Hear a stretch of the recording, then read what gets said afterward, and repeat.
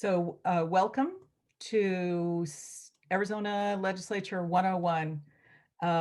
This is just a basic overview for those of us that have been doing things for a while and those of us that might be new. We want to learn how our legislators are getting things done down at the Capitol. So here is our agenda. And first, Representative Jennifer Jermaine will talk about how a bill is created. Representative Jennifer Pawlik will talk about how committees work. Senator Sean Bowie will talk about caucuses. Representative Jennifer Longdon will talk about leadership positions and how they're determined. Representative Mitzi Epstein will talk about how the budget is created.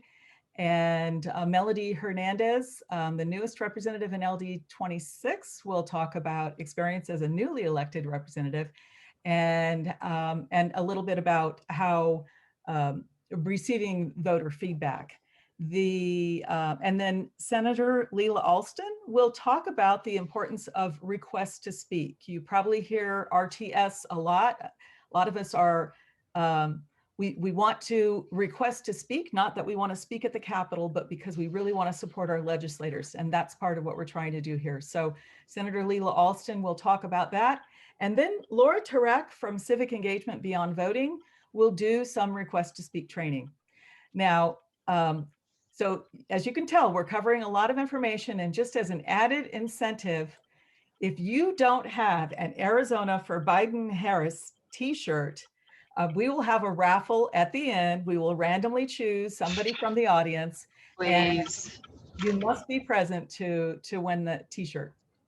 So without any further ado, I hope, let me try to, stop sharing. So first, as I mentioned, Jennifer Jermaine will talk about how bills are being made. Jennifer, are you ready to go?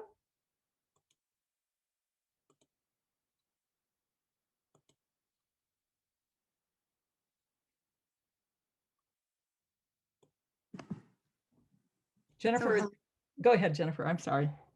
Hello, everybody. I'm State Representative Jennifer Jermaine from District 18.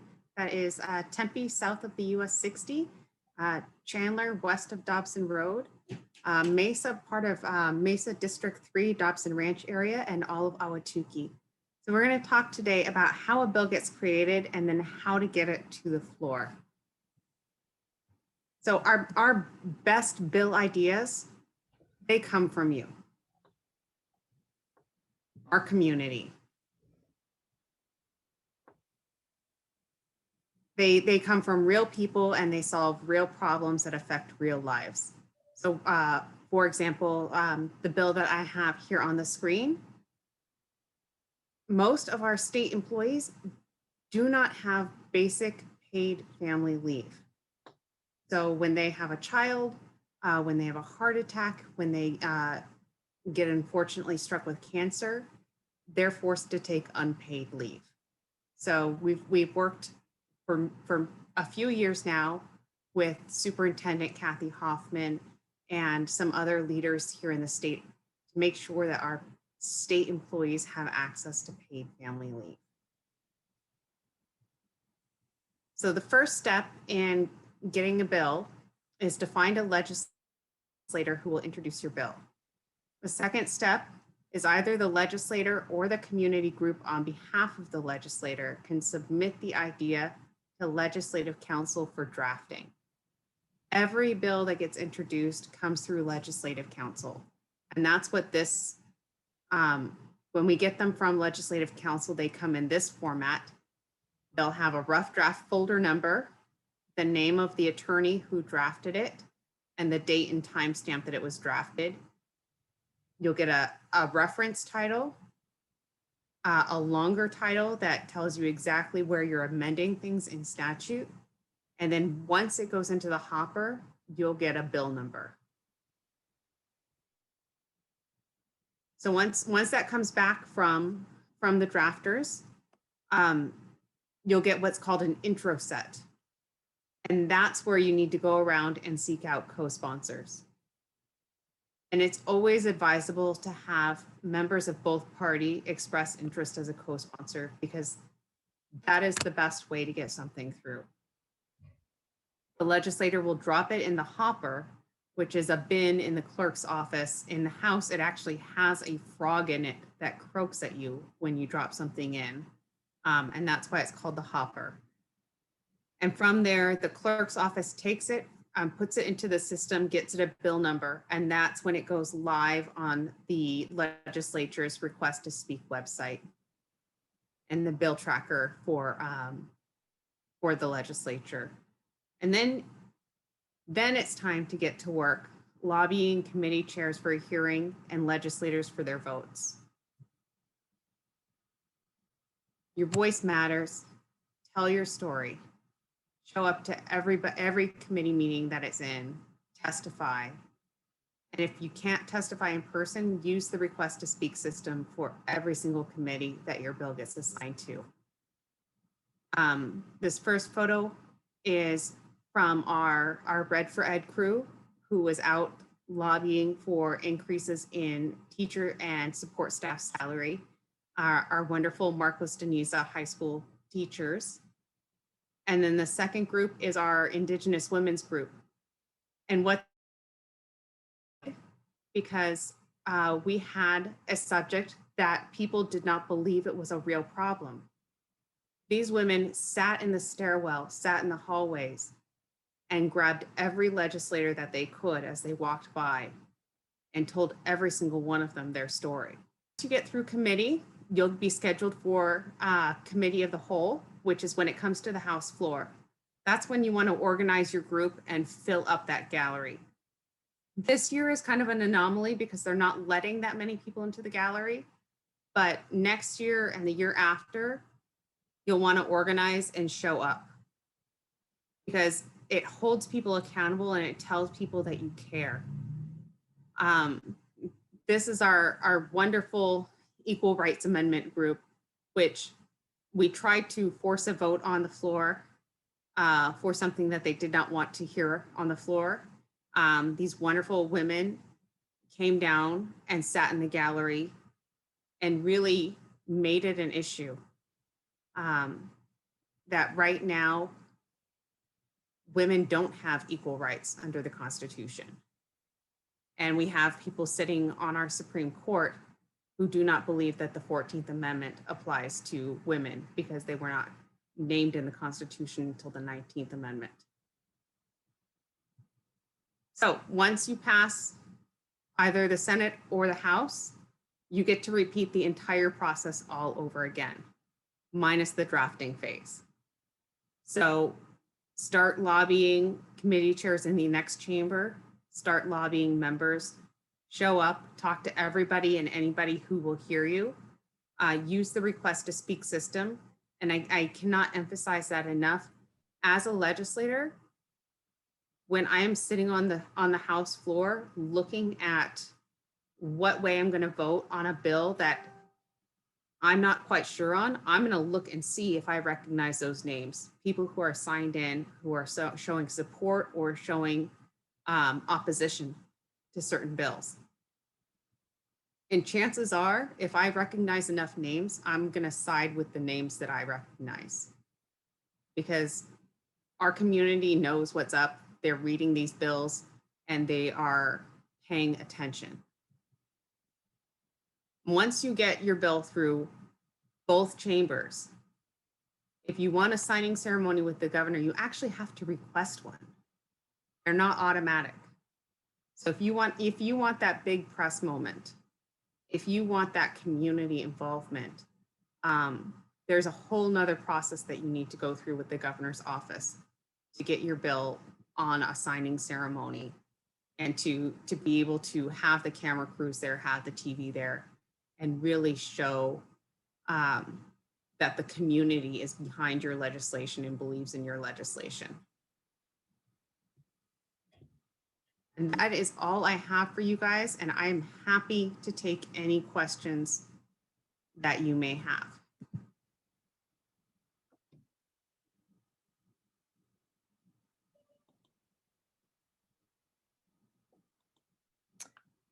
Thank you, Jennifer. To our question monitors, do we have any questions that you've seen? And I don't know if people are able to access chat. We had problems with that. So if you have a question, if you know how to raise your hand using Zoom, you can do that. We do have Kathy from LD26. She does have a question. Kathy from LD26, I saw her raise her hand. Great.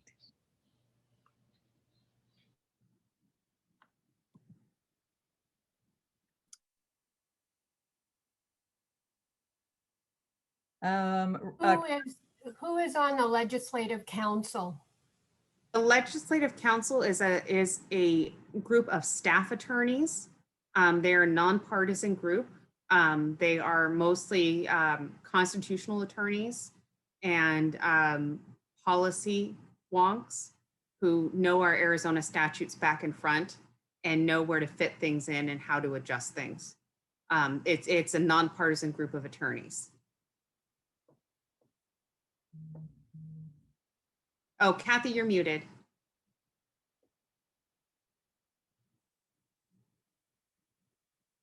Are they employees of the state or are they volunteers or?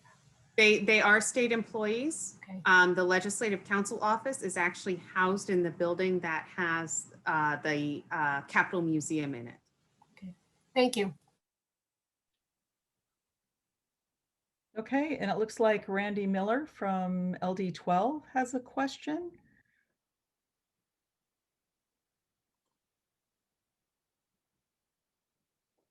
No. Go ahead, Randy. Okay. Thanks for doing this, Jennifer. First question I had is on this latest legislative attack on the ACC. They basically have two bills going parallel in the House and the Senate at the same time. How is it possible for us to do the same thing, or do we have to do it one chamber at a time?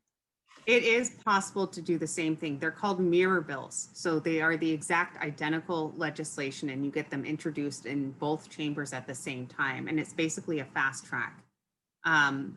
The interesting thing with the ACC bill is that the Arizona Corporations Commission is a constitutionally created entity. So that will very likely end up in court. Agreed. I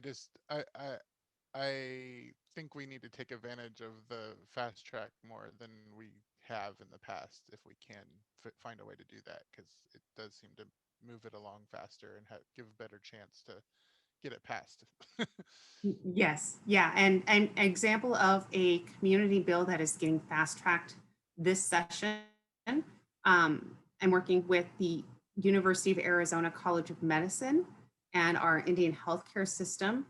And we are creating right now, Arizona has 5 Arizona Health Education Centers, and we are working to create a 6th one that will focus on the Indian healthcare delivery system so that we can train healthcare professionals out in our tribal communities. Great, thank you. And it looks like Martha Rodriguez has a question. Hi, yes. My question is change.org, when you set up a petition online, how effective is that? From a legislator perspective, I don't actually see change.org petitions. So they don't come to me. They don't get flagged in our system. The most effective thing is to use the legislature's request to speak system, because then your comments get entered into the official record and every single one of us can see it on the back end. Thank you.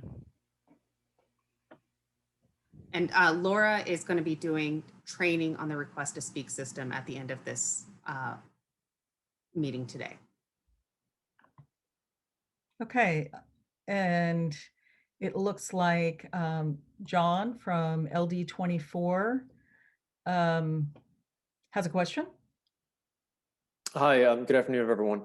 I was wondering, how many staff can you actually call upon outside of Ledge Council? Sure, you can call in the community all day long, but how many internal staff do you have to work something, or is it just you? Thanks. Yeah, so our staff is not allowed to work policy bills. They're there to answer phones and respond to emails.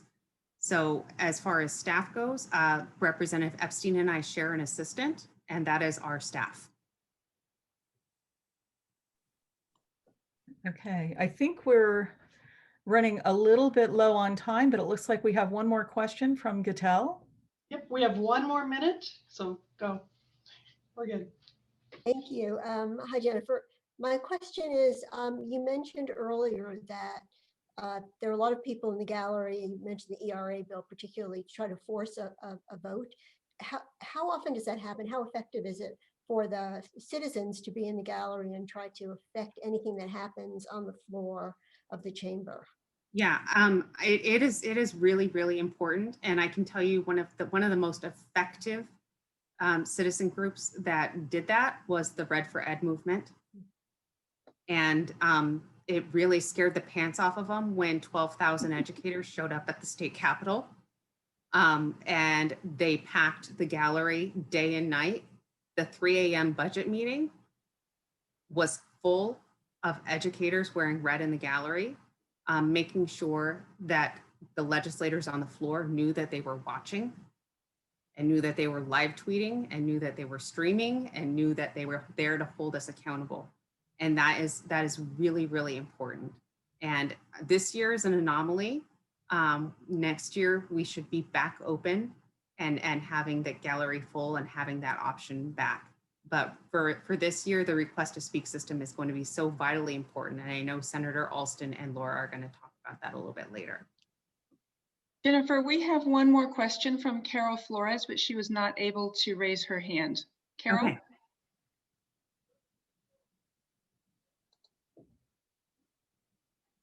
Thank you, everybody, for doing this. Jennifer, I heard you say that you need to, I think I heard you say that we need to go back and request to speak every time it moves committee. I didn't realize that. So you're confirming that. They are working on a couple changes to the system, but I would go in every time it moves committee and double check that your thumbs up or thumbs down is still there and that your written comments, if you put them in there, are still there. Thank you. Well, And oh, sorry, Alston, if we can if you can make a co-host for Representative Hernandez from LD 26, that'd be awesome. Thank you. Yes, and thank you so much, Representative Jermaine. She is one of our 3 wonderful representatives in LD 18. Next, we'll have Jennifer Pawlik. She is the first Democrat and female to ever be elected in LD 17.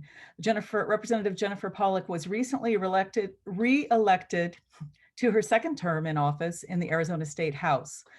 Currently, as a staunch supporter of public education and an educator herself, she sits on both the House Education, Government, and Election committees. And Jennifer will share with us a little bit today about how the committees work. Thank you, Allison. I am State Representative Jennifer Pawlik, and I represent District 17, which is Chandler, Gilbert, and Sun Lakes. And I will be talking about committees today. So I'd like to show you what our current committees are this year in both the Senate and the House. Each year, it is at the prerogative of the majority party to decide not only which committees we will have, but how many people will serve on each committee and how many people from each party will serve on each committee. Oops, let me go back for just a second. So you can see that there are fewer committees in the Senate than in the House. We have 13 in the House this year, which is fewer than last year. When a bill is ready to be heard in committee, as Representative Jermaine shared with you, we drop the bill in the clerk's office in the hopper. At that time, the clerk's office will flag the bill for which committee it's likely to go to. The president of the Senate or the Speaker of the House will actually assign the bills to committee. And at that time, the policy staff for each committee can go through and kind of pull all of the bills that have been assigned to that committee to alert the chair of the committee. He or she then is responsible for reading through the bills to decide which bills he or she wants to hear in the committee. Okay, so you might be thinking, well, I've watched some bills and some bills seem to have just one easy committee and then they're heard on the floor, and other bills have so many committee hearings before they're heard on the floor. What happens sometimes is if somebody who's in the majority party wants to put a roadblock on a bill, they might double assign a bill. So they might assign a bill, say, to the Education Committee and the Public Safety Committee.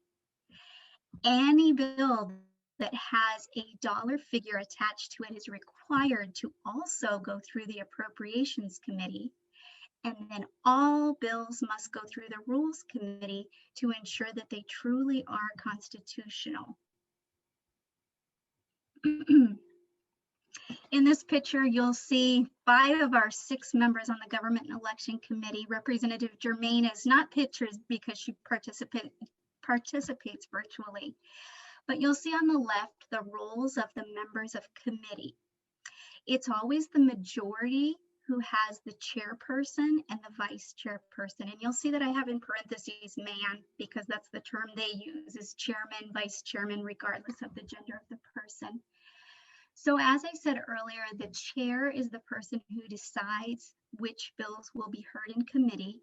They set the agenda, they'll decide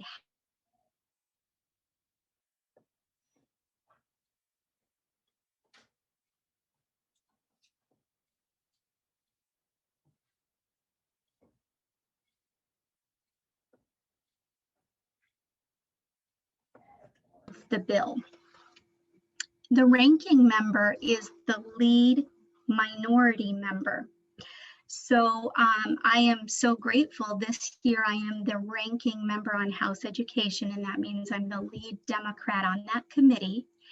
And one of my responsibilities is to set up a briefing with the other members who are on that committee with me.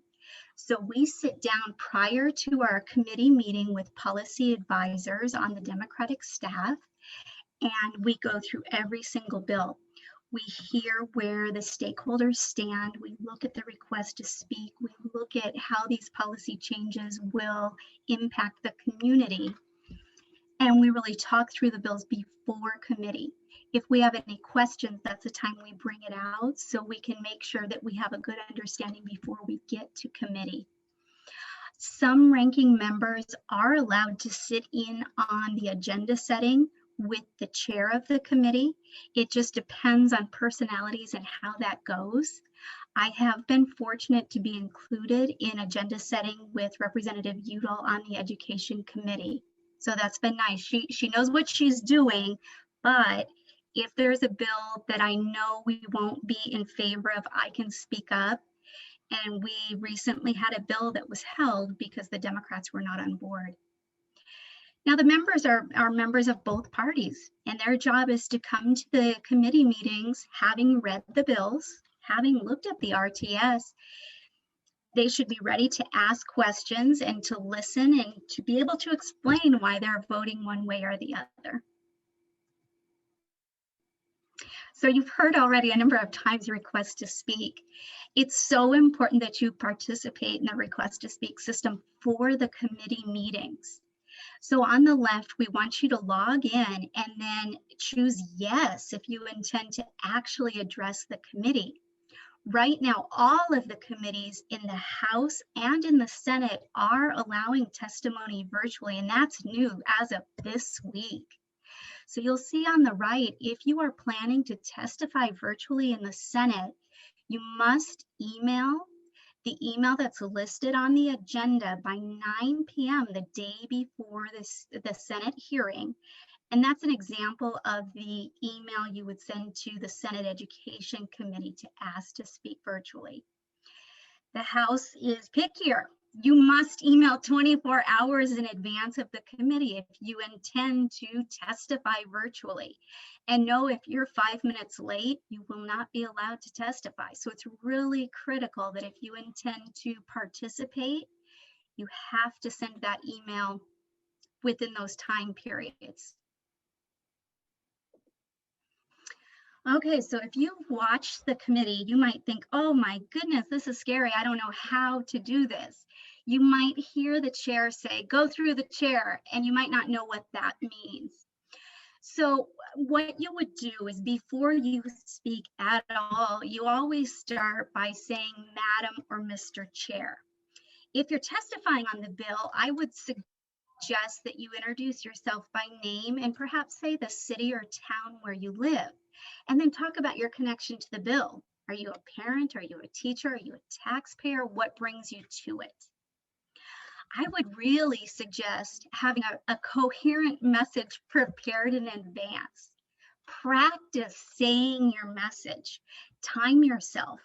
Typically, you're given 2 minutes in committee to share your side of the story. But if there are a lot of people who want to speak, the chair, it's his or her prerogative, can say 1 minute per person. They also can limit the number of speakers. So just be aware of that. But if you prepare, you're likely to have a more succinct statement because you have practice and you're not just going with the flow, hoping that you get everything in before time is called. Now, sometimes after testimony, somebody on the committee will have a question for you. And the way you go through the process, again, you must address the chair first, and then you address the person who asked the question, and then you can respond. So you would say, Madam Chair, Senator Bowie, and then you would answer Senator Bowie's question. He might ask you another question. He would have to go through the chair and then come back to you. And again, you would say, Madam Chair, Senator Bowie, and then you speak. And then I would advise you, even if you're so angry with the way things are going, keep yourself in check. Don't be disrespectful. Don't speak. I guess be careful with your words because you can be ejected. So just think, I'm working in the protocols, and then you'll be able to have the time that you were allotted. We do have some other committees that you don't hear about very often. We have conference committees and interim committees. The conference committees are what happens when a bill goes through both houses and say that there was a change in the Senate and the original bill passed in the House. The conference committee will have people from both chambers together, and they basically have to come to an agreement on what is going to the governor. And then the interim committees are ad hoc committees, they're study committees. They're typically when we're not in session to study deeply an issue that needs more work. Here are some websites that might be helpful to you. So you'll see the official legislative website. You'll see the link to search for an agenda so you can find what email am I supposed to use if I want to address the committee virtually. You'll see the link for the request to speak system, and then the websites for the Arizona Senate Democrats and the Arizona House Democrats. Are there any questions?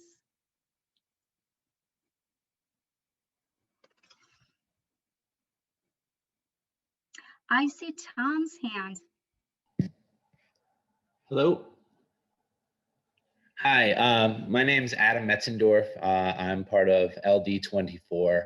And my question for you is, once you're elected to the legislature, how did you choose which committees to be a part of, and what goes into that decision-making process?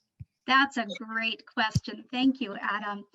The way we do it on the Democrat side is very early on. We basically get to pick 5 committees that we might be interested in serving on, and we rank them. This one's most important, this one is less important. And then it's up to our elected leadership to decide where they're putting us. And then we can also say if we wish to be a ranking member or we would rather not be a ranking member. Tom Griffith from LD 17. Oh, you're on mute.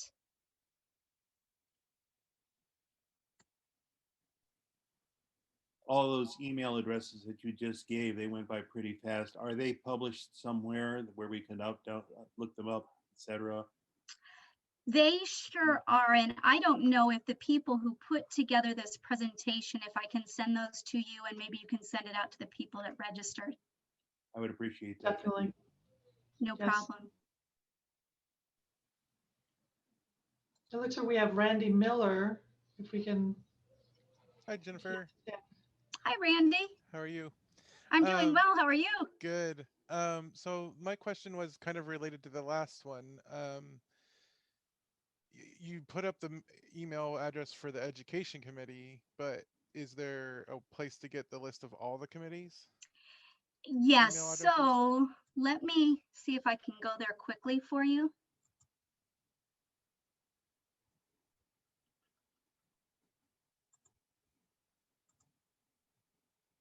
Can you see the links? Oh, so the bill status one is where you get that at? Yeah, so this second one that has bill status agenda search, you'll see all of the agendas for both the House and the Senate listed there, and you can find the one that you are looking for. Great, thank you. You are welcome. Bye. And we have Martha Rodriguez. You can unmute her.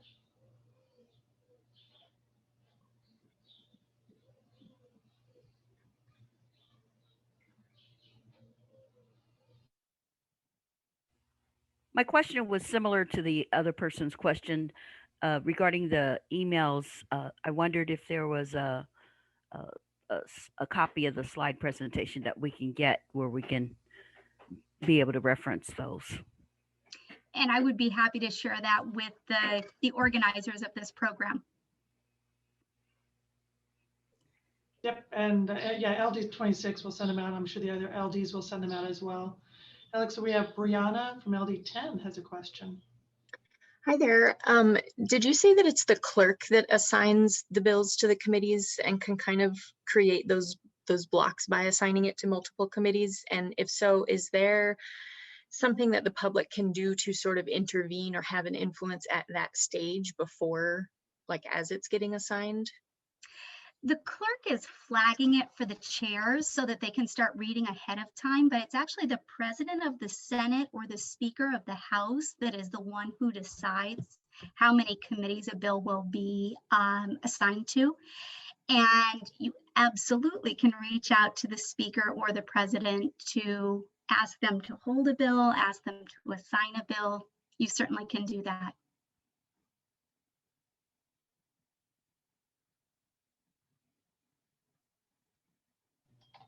All right, and we're almost, we got just a couple more seconds of time before my timer goes off here. And, I think Lisa had a question. Lisa, yep, okay. One last question. Lisa, you need to unmute. I need to know which Lisa it is. I have to give her permission to unmute. Lisa LD18. Okay, Lisa, give me a second. You're good. Hi. I just want to say real quick, just as an encouragement, the stakeholder process does work. I was briefly involved on a medical issue that was put into law about 5 years ago. So this is a tiny bit familiar, but it's a little daunting when you realize democracy is at stake. But it does work. People do listen, and you just have to push when it's important. Thanks. Thank you. Well, yes, thank you. Thank you, Lisa. Thank you so much, Representative Pawlik. That was really great. Next on our agenda, we will have our LD18 Senator, Senator Sean Bowie. Senator Bowie has has been our senator for this. He's in his third term, and he is making a big difference in a couple of areas. He's introduced some bills, and what he will be talking about today is the importance of caucuses, and how they work in part of this process. Senator Bowie. Thanks, Allison. Good afternoon, everyone. Thanks so much for having me. First, I want to give a shout out to the two women who spoke right before me, Representatives Jermaine and Pawlik. You really can't find more hardworking legislators than the two of them. A lot of us are hardworking, but they do such a good job and are such good advocates for public education and for their districts. So I'm honored to serve with both of them. As Allison said, I serve in the state Senate. I was first elected in 2016. And re-elected in 2018 and 2020. I represent District 18 along with Representatives Mitzi Epstein and Jennifer Jermaine. LD 18 is all of Ahwatukee, along with South Tempe, West.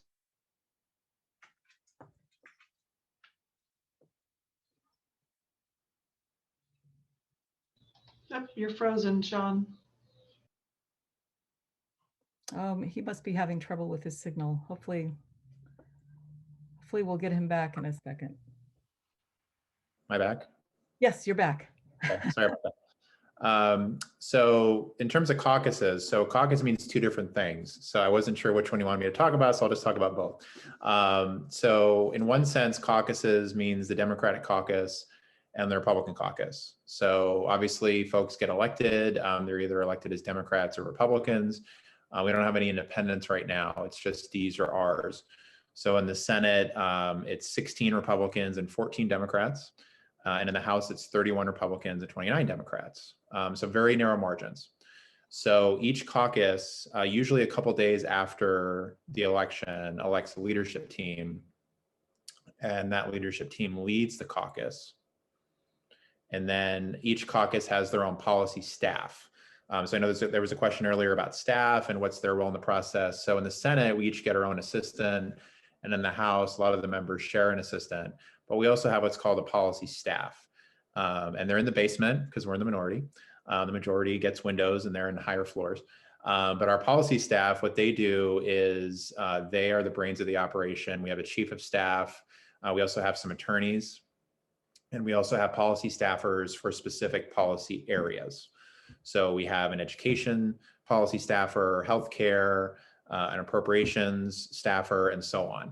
So in the process of creating bills, I know Representative Jermaine talked about that earlier. If I have an idea for a really great education bill, Representative Pawlik has a good idea for a really great education bill.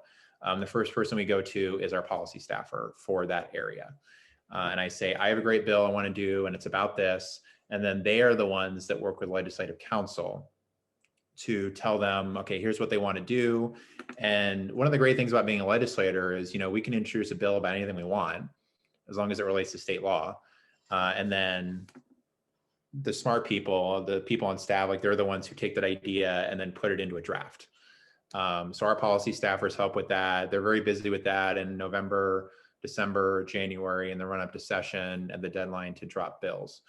They also do that a lot in the off season as well. So in terms of while we're in session, what our policy staff does in our caucus is they brief members each week on the bills being heard in committee. So the education policy staffer, Senate education, for example, meets Tuesday afternoons.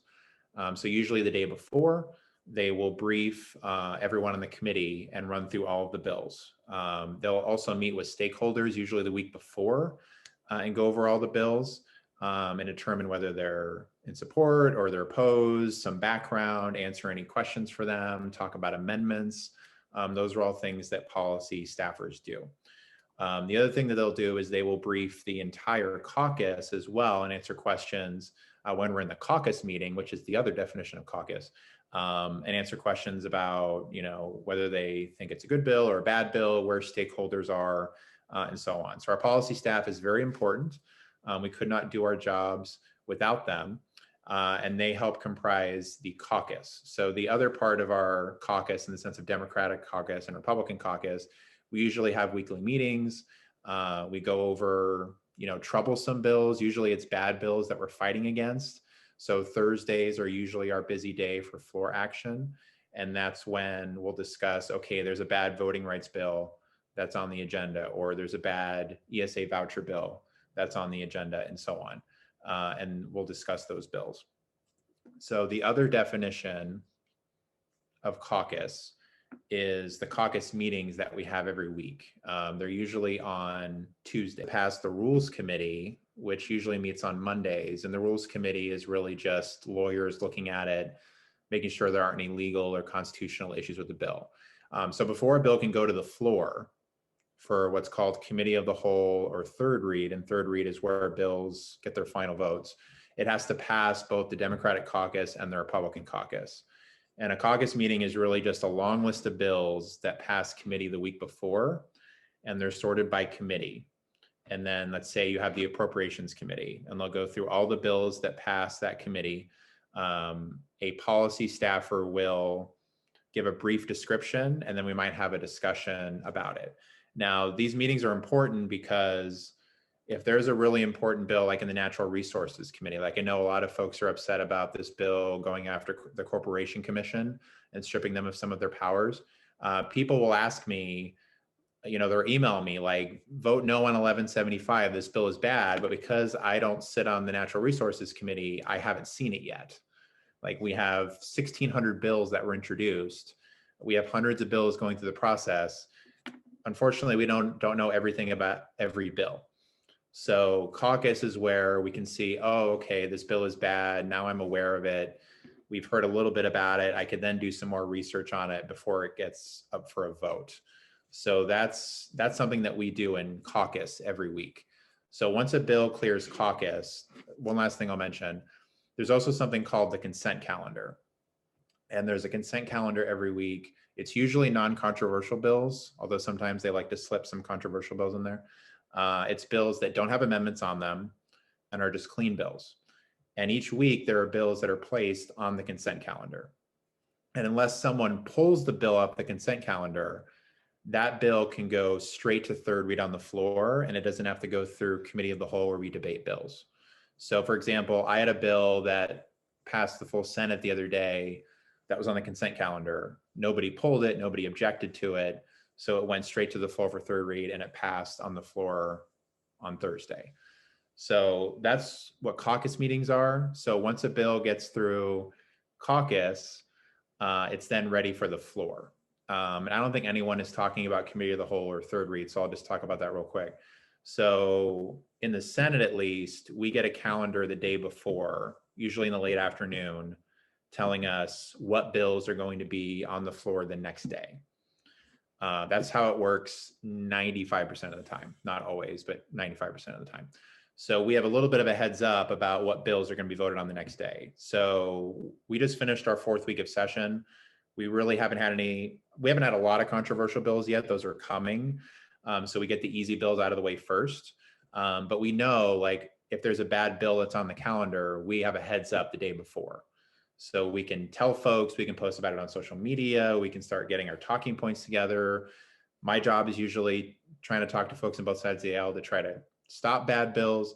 So we have a little bit of a heads up. So that's a little bit of an overview of how caucuses work, both in the sense of Democratic and Republican caucuses, and also our weekly caucus meetings. Our weekly caucus meetings normally pre-COVID were open to the public. In the House, I think you can watch them on video. In the Senate, you can actually be there in person, and there's a little bit of seating, and you can watch us debate bills. The press can come in and watch them. The House, I think they still record theirs right now. The Senate ones, unfortunately, are not available to the public. That was a directive from the Senate president. So once we get through COVID, hopefully those will be back open to the public again. So that's a little bit of an overview on how that process works once a bill gets through committee and then gets ready for the floor. So happy to take any questions if anybody has them. Senator Bowie, I have a question from Corey. She is wondering if she does not feel like she's getting response from her own representatives and senator from her legislative district, can she contact other representatives or senators? Sure. Generally, at least in my experience, and every legislator is different, but generally the most effective emails and phone calls are from your own constituents. So if you live in a really red district, say District 12 or 25 or 16, something like that, and they're not responding to you. That's unfortunate. You can also reach out to us, but if we agree on the issue, like that Corporation Commission bill, like we're already no's on that bill. It's kind of our job to talk to some of our colleagues and convince them that some bills are bad. So that's what I do and what others do. So we're doing that work already, but I think emailing or calling your legislators is still important because sometimes there's hundreds of calls and emails that are coming in. So sometimes that has an impact. I mean, it doesn't always, but it certainly doesn't hurt. So if you still want to do that, I would still recommend reaching out to your legislators and making your voice heard.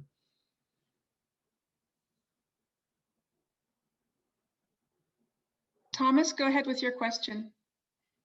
Just based on what you were saying, how closely or strictly do the legislative bodies adhere to Robert's Rules of Order? They're pretty consistent about it. I mean, we have a set of rules that are approved every year, and you need, a supermajority to waive a lot of those rules. And we have attorneys on hand that are, experts. So if the majority tries something funny, you might have heard about this Senate resolution, Senate Resolution 1005 that we're going to be voting on Monday to hold the County Board of Supervisors in contempt, because clearly that's the most important issue facing Arizona right now. So we have something that's called like a 3-day rule. It's actually in the Constitution that says you can't rush a bill in 1 day unless you have a 2/3 majority that's willing to do it. Like sometimes we'll have an emergency, like we had an opioid crisis a couple years ago and we passed legislation really quickly on that. But generally, a bill has to be read 3 separate times on 3 different days. So whenever you hear us talk about third read, that's that rule. It's the 3rd day that a bill is being read. So a bill has to be introduced like on a Wednesday. So that resolution was introduced on a Wednesday. It was second read on Thursday. They tried to waive the rules on Thursday to run that resolution beforehand, and it failed because all the Democrats voted against it and they didn't have a 2/3 majority. So that bill's gonna be read on Monday. But that's an example of the rules that we have in place. We have rules around leadership. We have rules around, how early in advance bills have to be, assigned to a committee, and notices that have to go out. So generally they're pretty good about that. It's other things that we have to watch out for.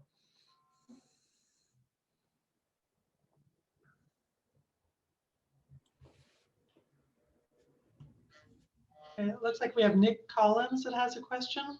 Randy's unmuted right now. Oh, there we go. Thank you. Sorry, I didn't know if I was supposed to go next or not. Hi, Sean. Quick question about the caucus agendas. You mentioned that they usually don't come out until the day before, I think, or was that something else? Anyway, what I was trying to get at is, how does the public become aware of the caucus agenda? Is that posted somewhere? I think you mean the committee of the whole and third read agendas for the floor. Those are available online. So they'll be available the day before. So they'll send them out usually around 3 or 4 o'clock in the afternoon. And then they're made available on the website. I mean, there's some professional services you can sign up for where they're sent right to you, but generally you can just go on the website and look at the 4 calendars for the following day. And if there's a really bad bill coming forward, usually the press will write about it, or we might post on social media about it. So that's how it works 95% of the time. Sometimes if they're really trying to rush a bill through, they'll do it very quickly, which they're allowed to do, but that's pretty rare. So normally if you check the night before and look at the calendars on the website, you can see what bills we're voting on the next day. Nick? Hey, Sean, this is Nick. How are you? Good. How are you? Hey, I had a quick question. Your description of how, Bill gets through so many things. It sounds like there's a lot of safeguards with, the policy staff and the rules committee. So my question is, do the Republicans have that kind of things too? How do they get their crazy, let's make it harder to vote and let's bring guns everywhere? How does that make it through? How does the staff not tell them this isn't going to survive, or this courts are going to strike it down? Things like that. That's a very loaded question. Let me handle that. Yeah, I mean, the staff that writes these, legislative council, is nonpartisan. So they have their own majority staff policy advisors as well. The policy advisors are usually not in the position of saying to a senator or representative, that bill is bad, don't introduce it. Sometimes they might say, well, that's not something the state does. Like if it's a federal issue, they might say, well, that's not something the state does. Or if it's a local issue, like it's not something local government does, especially for new folks coming in. Like I know when I was elected, you only have 2 months between the election and opening day, really. And I know when I got elected, I still had a full-time job until the Friday before opening day. And like, I want to run bills, but I don't know how to do it. So oftentimes new members will have ideas for bills that just aren't feasible in terms of state statute. But there are bills that are run all the time that are just blatantly unconstitutional.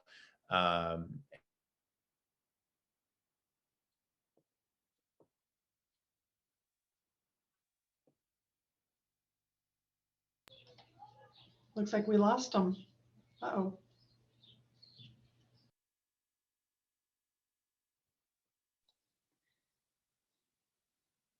Sean, we lost you for a little bit, but you do have a Back. couple of additional questions. Welcome back. Okay, just to finish that thought, can you hear me now? Yes. Okay. So the other thing too is there are many, many hundreds of Democratic bills that never get a hearing. And on the Republican side, sometimes they don't get a hearing either. So there are a lot of bills that are just caucus priority bills that are repeated every year. The other thing too is COVID-19 cut our session short last year.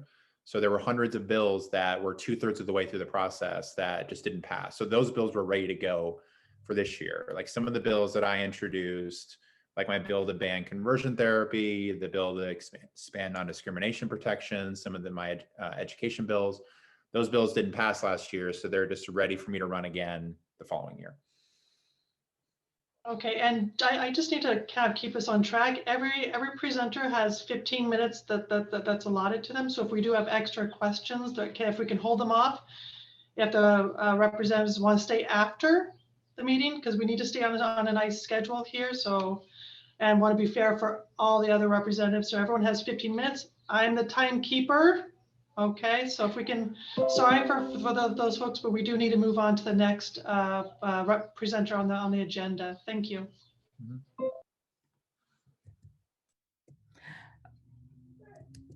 Okay, I guess that means it's my turn. I'm sorry. Yes, so next we will hear from Representative Jennifer Longdon. In 2004, Jennifer was paralyzed in a random drive-by shooting, changing the trajectory of her life overnight. She then, since then, she has devoted significant time to gun violence prevention, spearheading grassroots efforts, and advancing policy change at the local, state, and national level. She is currently the Assistant Democrat Leader at the Arizona House, and she represents Legislative District 24. Jennifer will speak to us this afternoon about how leadership positions are determined. Representative Longdon? Thank you. I really appreciate that. Hello, everyone, and it's great to be here with so many of my colleagues. I do want to clarify one quick point that Mr. Griffith brought up, and I'm not going to dive into it. Google is your friend. We do not use Robert's Rules of Order. We use Mason's Rules of Order. Mason's rules are designed more specifically for state legislatures. So that's what we use for all of our procedures. And the order goes, correct me, Senator, you'll be better at this than I am. It goes custom and practice, it goes House rules or Senate rules, because we have special books that are prepared every year. Custom and practice, and then Masons in the order of priority that we look to for sources when we are arguing. So custom and practice bears a great deal of precedence in how things happen. And I also apologize. There is some construction going on in my neighborhood. They held it off all week because they're used to me working from home, something I haven't done in 3.5 weeks. And so they planned this big job outside on Saturday, not to disturb me while I was working, and we didn't communicate very well. So I hope the construction noise doesn't get to be too much, and how lovely when they're considerate. So I'm supposed to talk to you a bit about what leadership does and how leadership is determined. So in both chambers, everything is done at the pleasure of, in the Senate, at the pleasure of the president, and in the House at the pleasure of the speaker. And these are pretty much parallel. So I'll speak mostly about what happens in the House. And if there's anything more specific that happens in the Senate, I'll try and point that out. So what does it mean that things happen at the pleasure of the speaker? That means the number of committees, the number of positions on committees, the number of Republicans versus Democrats on a committee, the number of staffers that each caucus is allowed to have, where the offices are located, where the parking spaces are located. All of that comes at the pleasure of the speaker, at the pleasure of the president over in the Senate. So both chambers elect their leadership. So the House Republicans chose their leadership. That was the speaker, their majority leader, and in this case, one whip. And then the speaker appoints a speaker pro tem, and that is their leadership team, those positions. On the Democratic caucus, we picked a Democratic leader, and that's Reginald Boulding, an assistant leader, that's me, and a whip, that's Domingo DeGrazia. And so the three of us worked together to support and guide our caucus and to negotiate with the majority caucus on issues that impact us. So how many Democrats, what is the ratio of Democrats to Republicans on any given committee? Because they always make sure that they have more than us to outvote us on any issue. But should they be able to outvote us by 2, by 3? How many folks are we allowed to have on a committee? Because that's also going to determine how big our voice is on that particular committee. How many staffers can we have? What is the ratio of assistants to legislators? Most of the Republicans have their own assistant. If you're a committee chair, you get your own assistant. And the Democratic leadership, you're all frozen. Can anyone hear me at all? Yes, I can hear you. All right, because suddenly I'm like, no one is moving. I'm just talking to myself, aren't I? That's a real scary moment, isn't it? Yeah. So, for example, our policy advisors, the speaker's budget determines how many policy advisors we're allowed to have. So there are 13 committees, and we do have enough staffers that each of our staffers covers 2 committees. But they could, if they really wanted to hamstring us, say, okay, you can have 5 staffers instead. And now I'm getting wonky, but those are some of the things that the leadership negotiates. The rules of the House, things as important as when you're recognized, what matters can you speak on? How long do you have to speak? At this point in time, when you rise, you have 3 minutes to give a comment, 3 minutes to ask a question. If we're in COW, Committee of the Whole. And at one point in this year, they wanted to limit that to 30 seconds to ask a question and 1 minute to answer that. Well, knowing that we rely a lot on our opportunities during Committee of the Whole to reach out into our own caucus to raise important issues about bills through this question and answer period, that would really hamstring us. So far we've been able to negotiate with them not to change those rules. This year, how we are allowed to participate virtually, did everyone have to go to the floor? Do you have to be in your office in the House in order to participate? Or can you participate from a place that you feel that you're safer from the virus? At home, most likely. That's been a negotiation that we've had to be involved in. And those are a lot of the things that we do. We work together to try and keep our caucus focused on what we consider to be caucus priorities and moving all in the right direction, the same direction together. When members of our caucus have issues, We work with them to help them try and resolve those. Sometimes a legislator may find that in their own district, there is an issue that may only affect their district specifically. Let's say a particular industry that is sectored in your own district. And as we as a caucus take a position that might have an impact on just that one sector of business, it may impact you as a legislator differently than it impacts the other 29 of us.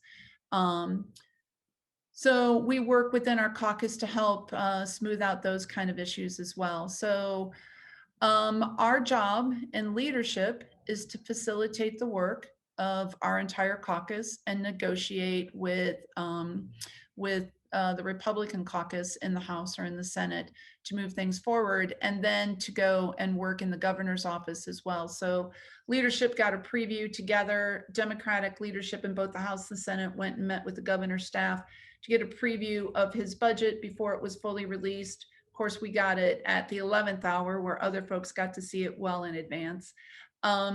And then we took that information back and worked with our within our caucuses to help spread that information out and develop our own reaction and our own budget priorities based on what we heard from the governor. And that's pretty much the biggest role of leadership at this point in time. I think I can keep mine short because a lot of what I was going to cover has been covered by other legislators. I think the only thing that I really, really, really want to emphasize to you, because it's been said in a number of different ways, is as Arizonans, as voters, as constituents, as people who have a voice in this process, there is nothing more powerful than you telling your personal story and wrapping it around a policy that you want us to take a position on. And there is no one more powerful than someone that says, hello, Representative Longdon, I am a constituent living in your district, and this is how I feel about this issue. That really gets our attention very quickly. Right now, I'm getting hundreds of emails on Stop the Steal. There are folks writing me from Connecticut almost every day. And while I'm really torn. I feel for these folks who have been so indoctrinated with misinformation. I still firmly believe that every person should have a voice in this process. And I'm really impressed that they're devoting this much energy to small d democracy, but they're certainly wasting their time interfering in this matter here. But anyone who tells me that they're a voter, especially if they're a voter in my district, we're really going to pay a lot of attention to what they have to say. I think that I covered my part, and unless there are any real questions, I think you can take back the rest of the time and move on, Julie. Hi, I just got unmuted, but my name's Adam Metzendorf from LD24 again. Thanks for speaking. I think my question for you is, if every single committee we're in the minority of, as leadership within the caucus, how, on some of these controversial issues, how do you negotiate with the Republican majority so these things don't get passed? What does that process look like to block some of this stuff, or things that we put forward? How do you get that stuff passed? Oh, some of that is secret sauce, the 11 herbs and spices. So those are conversations that you do want to keep private. But we go with the majority and talk to them about the substance of particular bills, what we think they mean, to Arizona if they get passed, what steps we're willing to take to either move them or stop them, and then talk about what that looks like and what that means. I mean, the same way you negotiate with anyone else, in your household, in your neighborhood, whatever it is, we're negotiating all the time. And some of that is just laying out a simple case. And some of it is saying, okay, fine, I hear you. And yes, I'll go back and talk to my member who is pushing this issue and see if we can quiet that down a little bit. If you promise this thing will happen. What's also really important to know is legislation really is all about relationships. That's what we do. We build relationships with each other and across the aisle. And it is important that we are seen as having integrity. You know, we say what we mean and we mean what we say. You're only as good as your word. So if I promise you that I'm going to do this thing, whatever that is, you have to believe that I mean it and that that's what I'm really going to do. And the weight of 29 legislators moving in one direction against you doing this thing and reminding you what that's going to look like when Stephen Colbert gets hold of it or whatever it is, you know, do you really want to be, you know, the butt of more late night talk shows? That sometimes carries some weight. Sometimes it doesn't, sometimes it does. But that's what it is. This is about managing relationships and making sure that they understand that we move as a caucus on important issues that reflect our values, and that our word is our bond, whichever way if I tell you, if I'm promising you that I'm going to do this thing, whether you're going to like it or whether you're not, you have to know that I'm really going to do it. And that's how I think we all move together down there. And we have 2 more minutes, so if anyone has any questions, we have 2 minutes. It looks like Kathy from LD 26 is raising her hand. Hi, Kathy. You're still muted. Yep, Kathy from LD 26. Oh, you just got muted again. Oops, hold on, Kathy. There you go. Okay, thank you. Just after the election on Horizon PBS show, on their Friday roundup, there was discussion about how the Republican Party is now somewhat divided between those that are more reasonable and those that are really further out. Mm-hmm. And they thought there was a potential for the Democrats to work with some of the Republicans to push some of the important things that our state needs: education, COVID, et cetera, et cetera. Is that happening? To a certain degree, I would say that that is happening. I still think that on really, really critical issues, we're both able to whip our caucuses into the places we want them to be. So again, we're early into session. We're going to have to see where this kumbaya takes us. So far, on a number of issues, it's working. Last session, last term, so remember, a term is 2 years. Last term, many of our Democratic legislators had really great ideas, but couldn't get their bills heard at all because as prime sponsor, there was a D behind their name. We had trouble moving things out of the Rules Committee at all, simply because they were Democratic bills. And this particular session, this 2-year session that we're now 4 weeks into, we have assurances that that's not going to be the case, that Democratic bills are going to move. Some of us, Ms. Pawlik has bills moving. She was one of those legislators that simply because of the D behind her name was not able to move a bill last session. And I had bills that happened to too. They just died in rules, even though folks like them. And that's not happening to us this time. So we're going to hope that that continues. Okay, and so that's 15 minutes. And thank you. So sorry about that, John. You can, if you want to stay after and ask that question later on. So Allison, you're up for the next speaker. Yes, next on our agenda, we have Representative Mitzi Epstein. She is from LD 18. This is also her 3rd term. Mitzi, long before she was went to the legislature, was on PTA and a school board member, is has fought long and hard for education, and now works on a number of other issues and does a great job of representing her constituents. She's tackling how the budget works, which I think, well, let's hear from Mitzi and see if we can wrap our heads around how the budget works. Mitzi?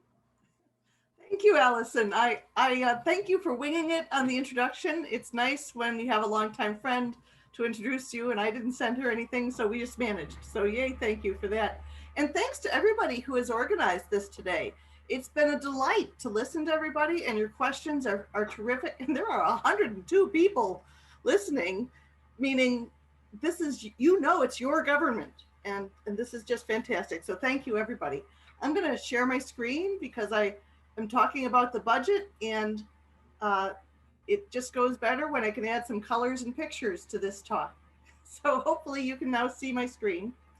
And this is the budget, and it's all about how the sausage is made. And the thing is that the budget is everything that affects your lives. So, you know, you go to the store, you buy 2 pounds of chicken.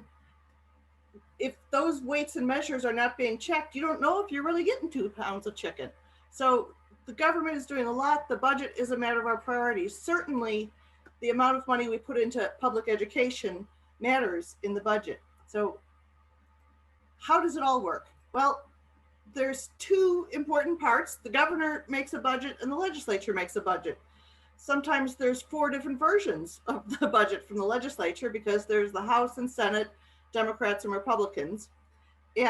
But the really key people to take a look at, and the ones you want to listen to, are the OSPB, the Governor's Office of Strategic Planning and Budgeting. They'll speak up for the governor's budget.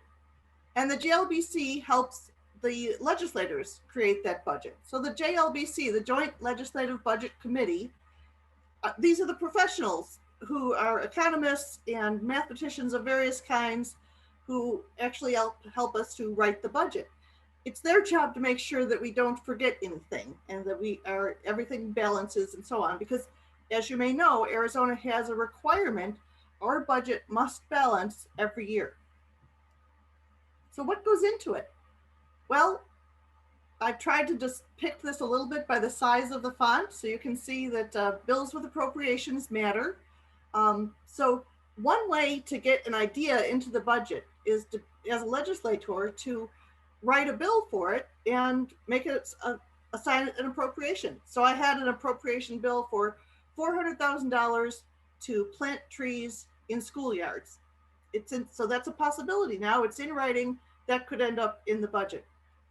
Not bloody likely, but it could.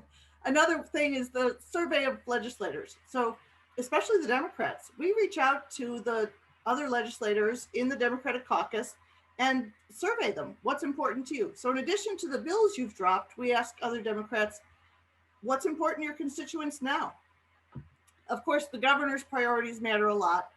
The majority party priorities matter a lot. And then there's the horse trades.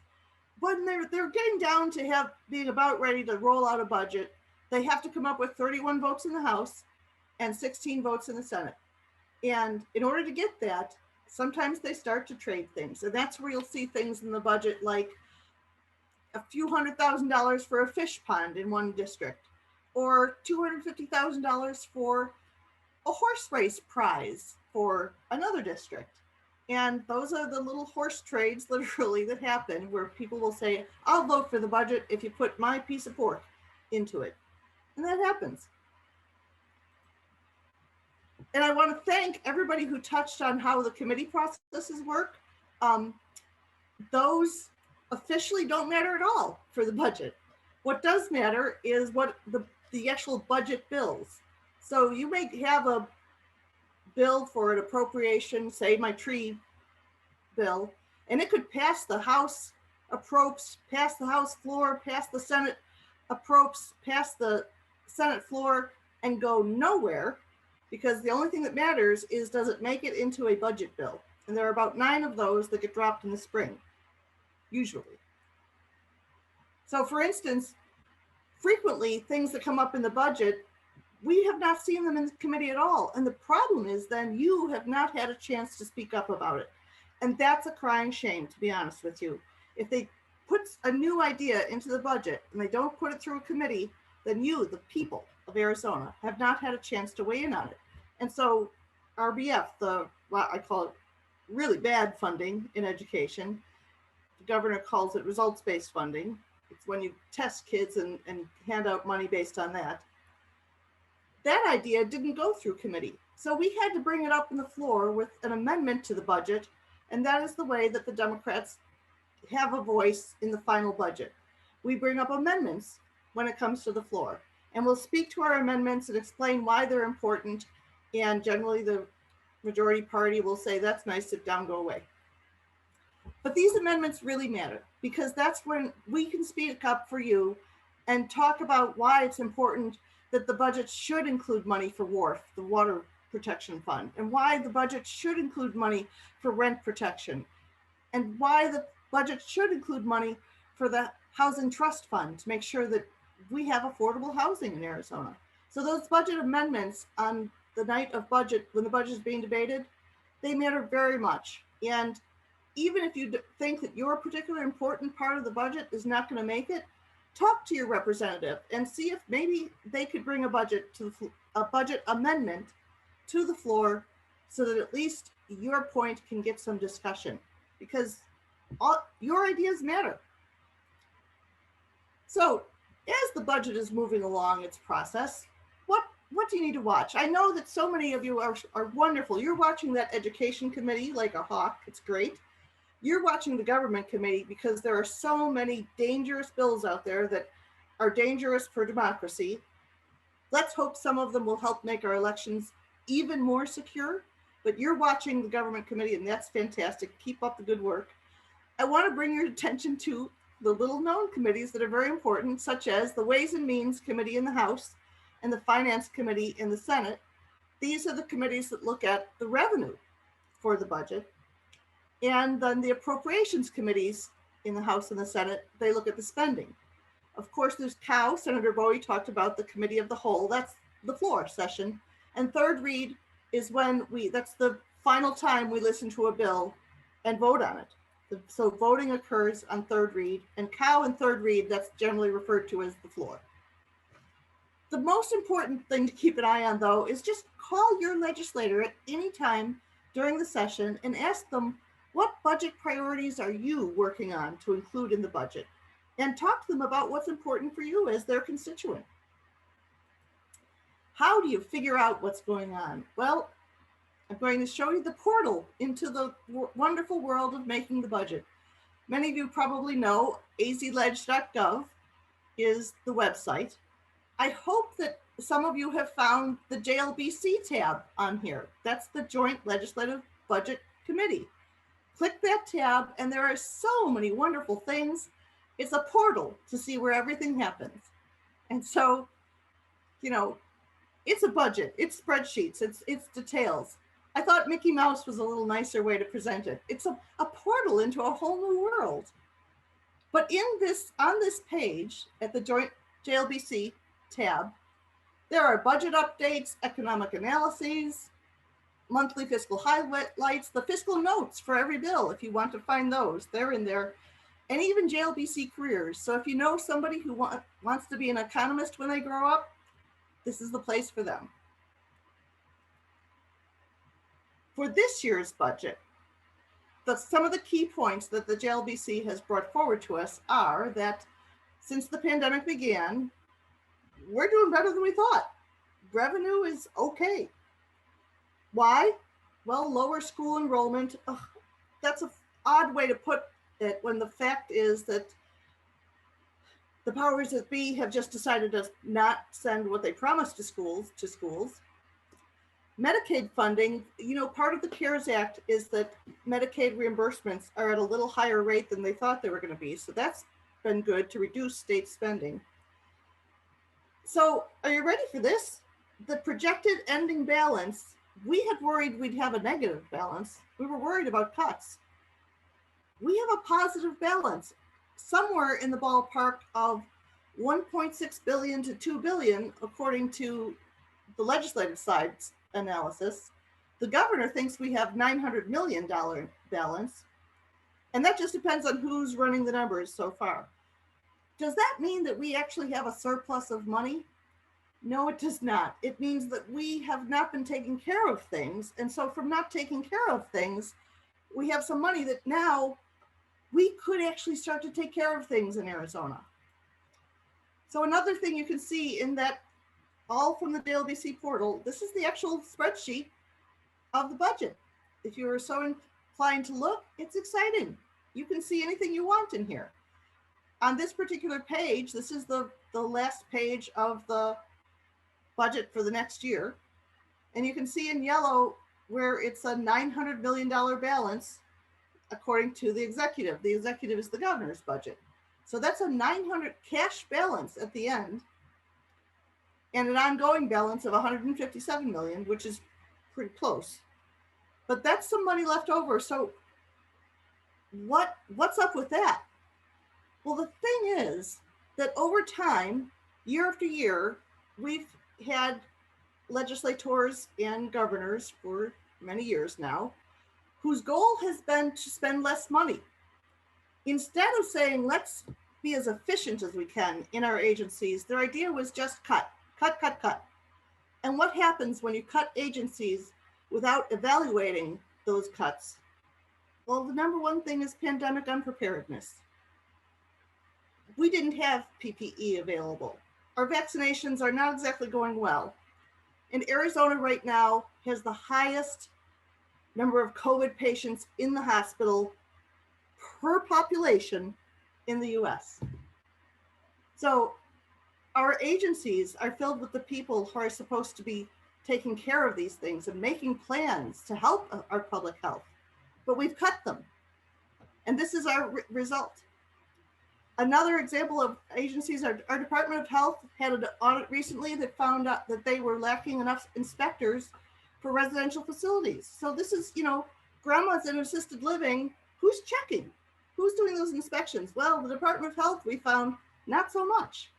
The Department of Agriculture, we just had an audit of them, and they are not inspecting weights and measures.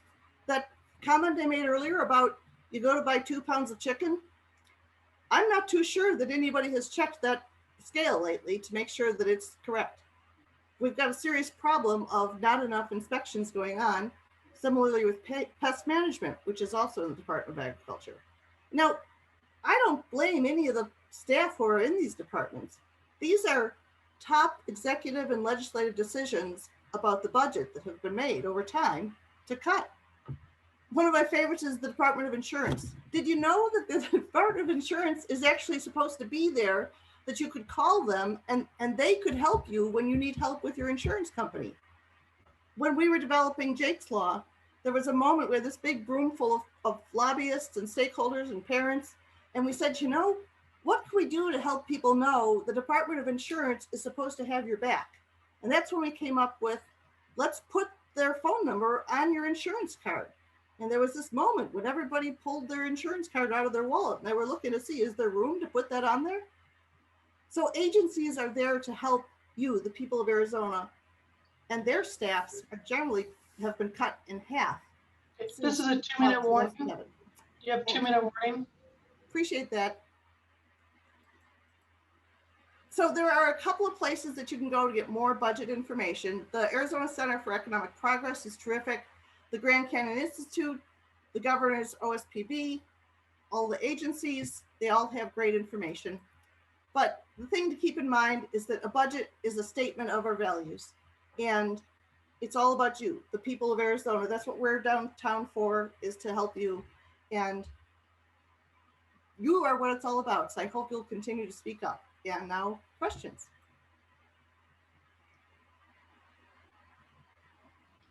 Okay, we have like 1 minute if someone has a question.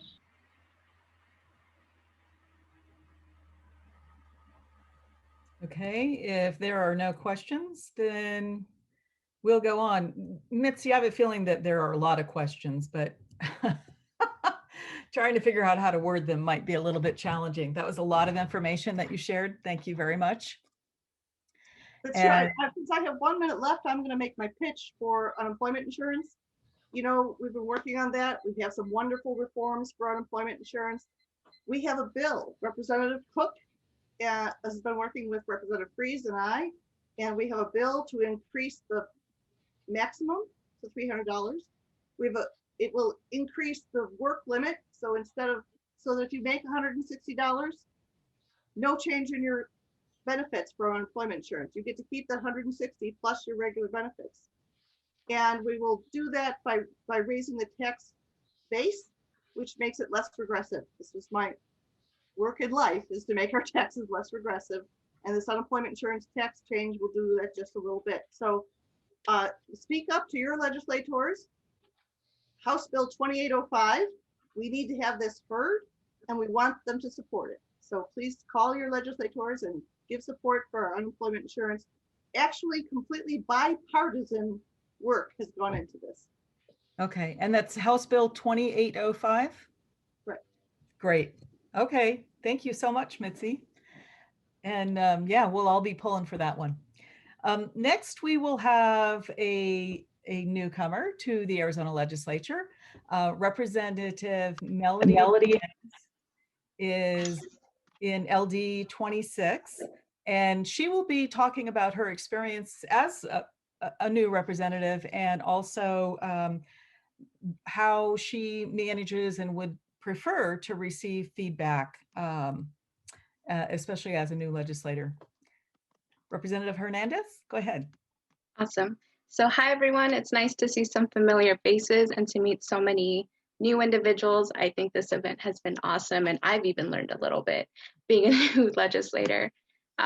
So on that note, it's commonly said that becoming a state representative and starting your first session is like drinking water from a fire hose, and those and they couldn't have been more accurate. There are many exciting aspects of it. For example, I will never forget the feeling of when I first walked onto the House floor and sat at my desk. I wanted to cry a little bit, but there were other freshmen, and I didn't want to be that one freshman that got overwhelmed at how honored I felt sitting in my seat. And from there, I had the experiences of being assigned my legislative computer and learning how to use all of the resources that we as legislators utilize in committees, on the floor when we're voting and so on. We also get individual offices, which we get to paint and decorate, and that allows us to showcase a little bit more of who we are as people. And those are all relatively normal experiences that every legislator gets to experience. But all of that aside, overall, this year has been quite different because of the pandemic. So I actually haven't had the chance to have some of the experiences most of my colleagues have had. A lot of what we do now is virtual and socially distanced as much as possible. And for me, that's meant that I have not had the opportunity to have my first in-person caucus or my first in-person committee meeting. Everything I've done so far has been virtual. Some individuals are able to go in, but being a paramedic, I always opt to stay virtual as much as possible to lower the risk that I could be bringing. But despite all of that, one of the important takeaways for me that has come from all of this is our caucus's resiliency and their dedication to making sure that we're still able to continue business as normally as possible while staying as safe as possible, and that all of your voices are still heard. And while both of those are incredibly important, I want to put emphasis on that last part, making sure your voices are still heard. And as a new legislator, it often feels like I have whiplash as one thing after another happens, which can be very stressful and overwhelming at times. But what keeps me grounded at the end of the day is all of you. If you didn't know this already, your voices are incredibly powerful, whether you're reaching out to us via RTS, testifying, calling us, emailing us, or even mailing us a letter. We see all of it. And we listen to your concerns and your comments of support. I can't count how many times we've been on floor ready to vote on a bill, and many of us thought we knew how we were going to vote, but then we get emails from constituents of concerns that we didn't even realize, were there. And so a lot of us are like, oh, like let's change our vote. This is actually a really important concern. This is whatever it is. There have been a few times where I changed my vote last minute on the floor, and that's because of the concerns that you all brought or our stakeholders brought. And so that is how you can influence your legislators, by making sure that if you see something, you tell us. And I also want to also emphasize something Representative Jermaine mentioned earlier, and that's how you all can bring and have brought us phenomenal ideas. Some of the bills that I'm going to be dropping on Monday are ideas that constituents brought me. and there were incredible ideas. You know, they've done the work, they've been working with stakeholders, and they bring me into the process. They bring other legislators into the process, and they share with us their idea, and then we start working on it. And so I really love that aspect of it. It feels awesome being part of a team of like-minded individuals who are as passionate about those ideas as I am. So I'm telling you, you all reaching out is so important. As in regards to the feedback comment, for me specifically, emailing me and RTS is probably what I look at the most. And so, but representatives differ. Some of us like having letters, some of us like phone calls, some of us like, I also like Zoom calls. So if you all ever want to have a Zoom call, I've used my Zoom account probably. But yeah, just any way you can reach out to us, please do that. I love meeting more of you. And that's a little bit of what my first session has been like as a newly elected representative. And I'm more than happy to answer any questions.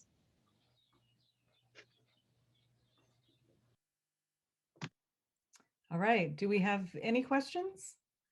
And Yes, so it looks like Randy Miller. Should I go? I'm unmuted. Yeah, go ahead, Adam. Sorry. Adam Metzendorf, LD24 again. One, congratulations. I think this is a two-part question for you. I guess the first part is a brand new representative. What was it like, how were you able to really get the word out about yourself campaigning during a pandemic? And then part two of that question, you mentioned drinking from a fire hose now that you're in office. What are some ways that you're also kind of getting the word out about yourself to other legislators now that you're actually in office? So this kind of addresses both parts of that question. It's having a good team behind you. One thing that I was really proud to have on my campaign trail was this ragtag team. We all have grassroots backgrounds. We all have kind of similar personalities, but we differ just enough so that we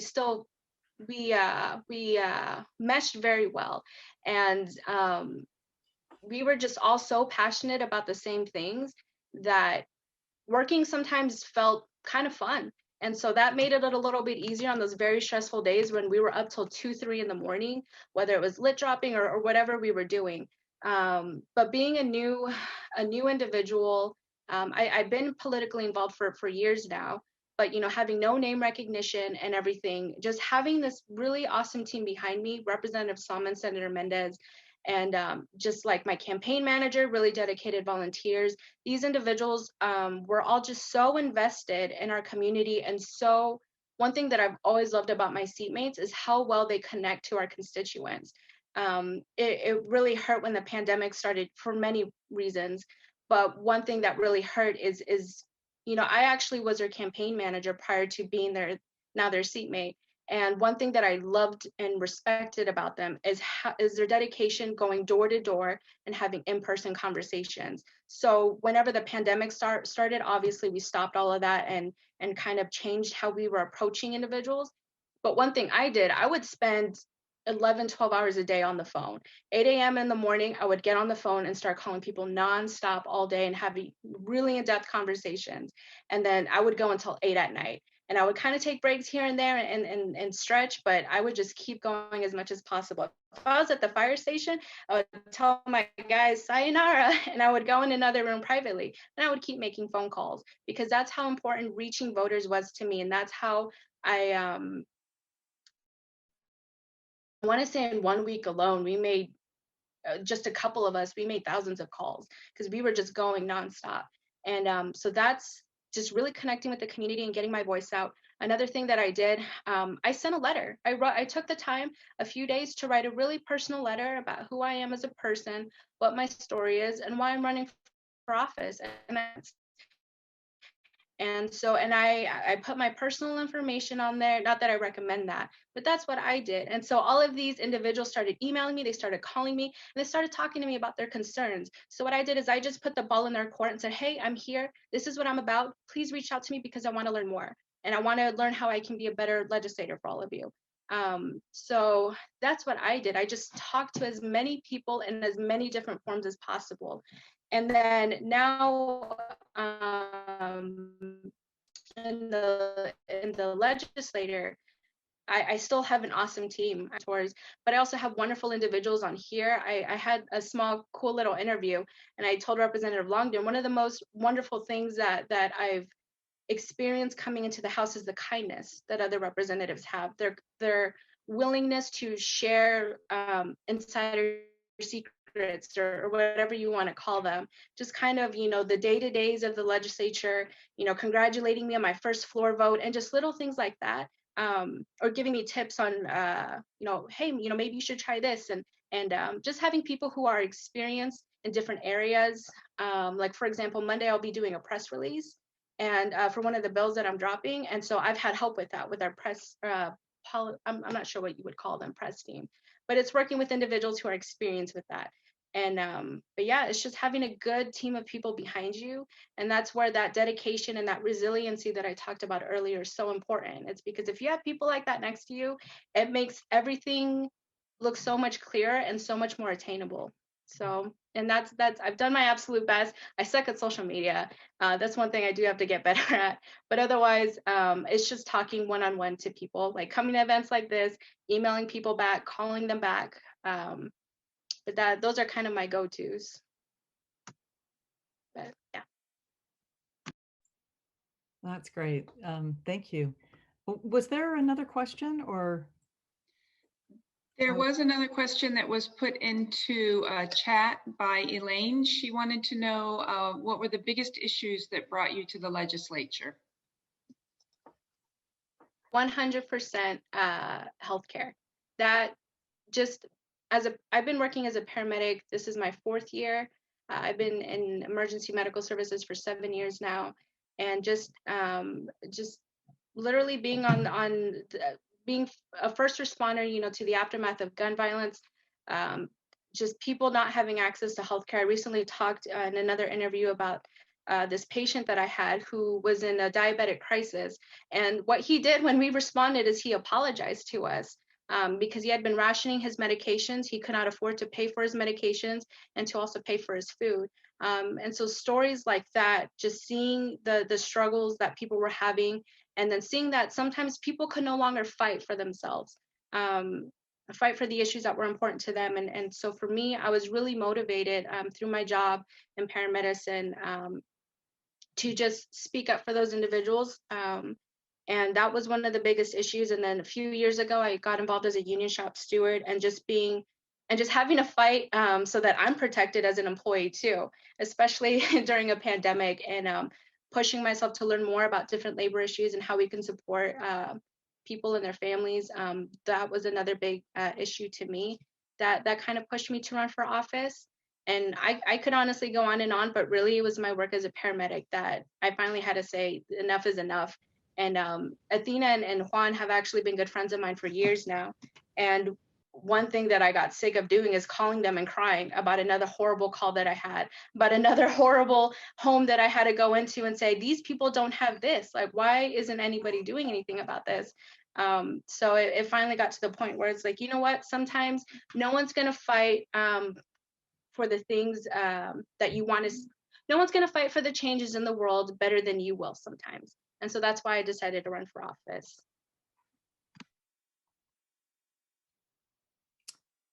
Thank you. It looks like we have one other question. Do we have time to take it now? Yep, we have over 2 minutes. So yeah, we have time for another question. Yeah. Go ahead, Brianna. My question is if you can confirm if communication sent via ResistBot gets to you all and is an effective way to reach you. That's the service where you can text and it sends like a form email to our representatives, and I just want to know if that works. So it looks like the general consensus is no. I was going to say I've personally never seen anything from that come my way, and it doesn't look like any other representative on here has either. To that point, can I jump in, Rep. Hernandez, really quick, if you don't mind? And I see Rep. Epstein was vigorously shaking her head no too. Anything as simple as ResistBot, where you can just send us a form, is going to go. It's going to get the same level of attention that you put into sending it. I'm going to be really honest. Those get filtered into spam folders that sit there. We never look at them. We never look at them. Not with the volume of email we get. If you want to contact us, personalize an email. And again, put your personal story around that policy and it gets heard. ResistBot and all the rest of them just go somewhere in the ether. They don't get heard. All right. Well, thank you. Thank you, Representative Longdon and Representative Hernandez. We have one final speaker that's a legislator today, and that is Senator Lela Alston. And she's from Legislative District 24. She is in her 27th year at the legislature. Her focus is on supporting programs designed to strengthen the education system and improve healthcare for children and families, as well as supporting our unhoused community. It sounds like some of the same things that drive some of our other legislators, and as well as Representative Hernandez, is what has kept Senator Lela Alston involved all these years. Senator Alston will talk a little bit about the importance of RTS, or request to speak, during the pandemic, and some of the differences. And Senator Alston, if you're ready, I will go ahead and put the image on the screen that you requested. Okay, are we ready? I'm unmuted, I believe. So thank you all for organizing this today. I have really enjoyed the presentation and very much enjoyed hearing other folks. Melody, I'm sorry we haven't met yet. And that's one of the downsides also of this pandemic. It's very, very sad that we can't do the kind of in-person things that are normal. And that has affected the request to speak system as well. I'm not doing the training, and so these are not my slides. I think those are ones that are going to be used later in the presentation after I finish mine. So I don't have any slides to present, so I'll just continue to talk if that's okay. Sure. Prior to this session and the end of the last one, people were encouraged to attend meetings in person, to add their go online and add their support or not lack of support for individual bills. And that's one function of the request to speak system.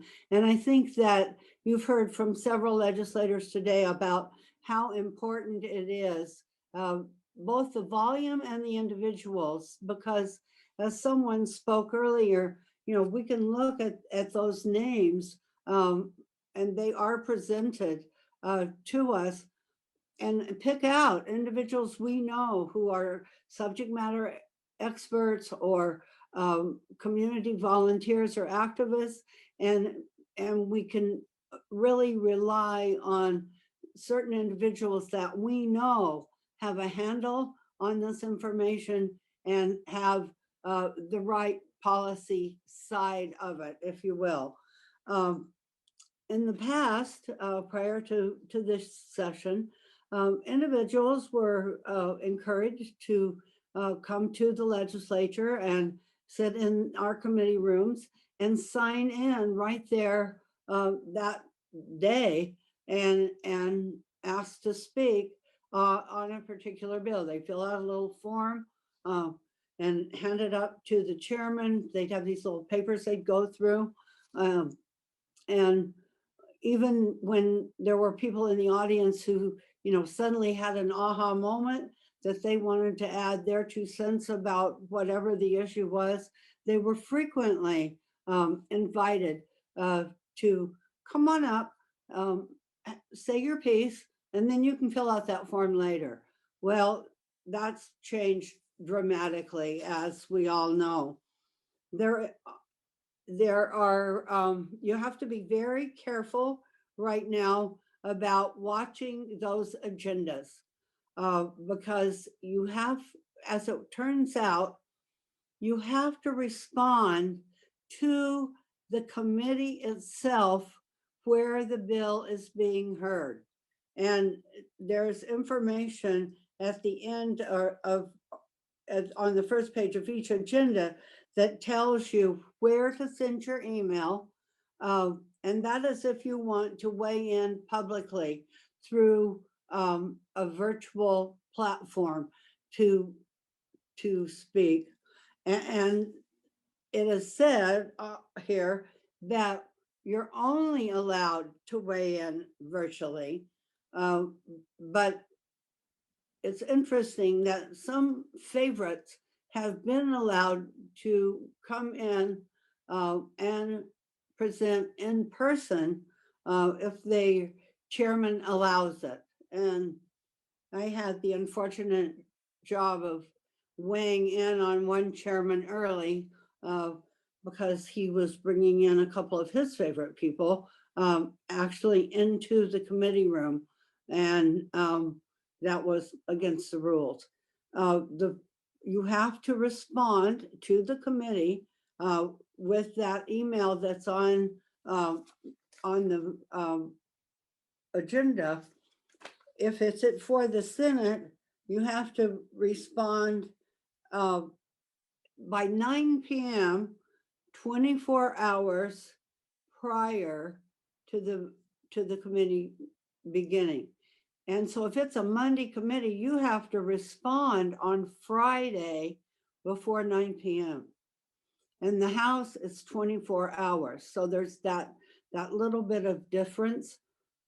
It's working really pretty well. I think they've got the technology down to the point that they're able to identify and bring people in to speak, but it's much, much harder for individuals to participate because of those limitations of finding the agenda and responding to specific emails. You need to state your name, who you represent. Most people that we're talking about today would be representing themselves rather than a specific group, or you might be representing a group or a agency, or we have lobbyists, of course, who represent a number of clients. But it's very important that legislators know who it is telling the story. Who do they represent? And as Ms. Longdon pointed out a couple of times, and I will reemphasize, your personal interest and your personal story is a really, really important aspect of giving the committee a sense of the need for the bill or the reasons we shouldn't have the bill, or why you feel it is important. I had an interesting situation last week where a constituent that was not mine missed the deadline.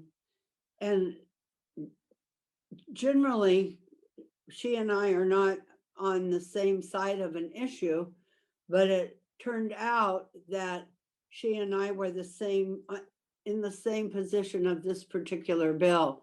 And she requested that I read her testimony into the record. And I did that. She wasn't my constituent, but I felt that what she had to say was compelling and it would not get before the committee in any other way. Now, to do that, I had to have the chairman's permission. And so I made sure that actually it was through the vice chairman right before the committee started, that what the situation was, that I was making that request. And then during the committee, I made a formal request of the chairman to be able to do that.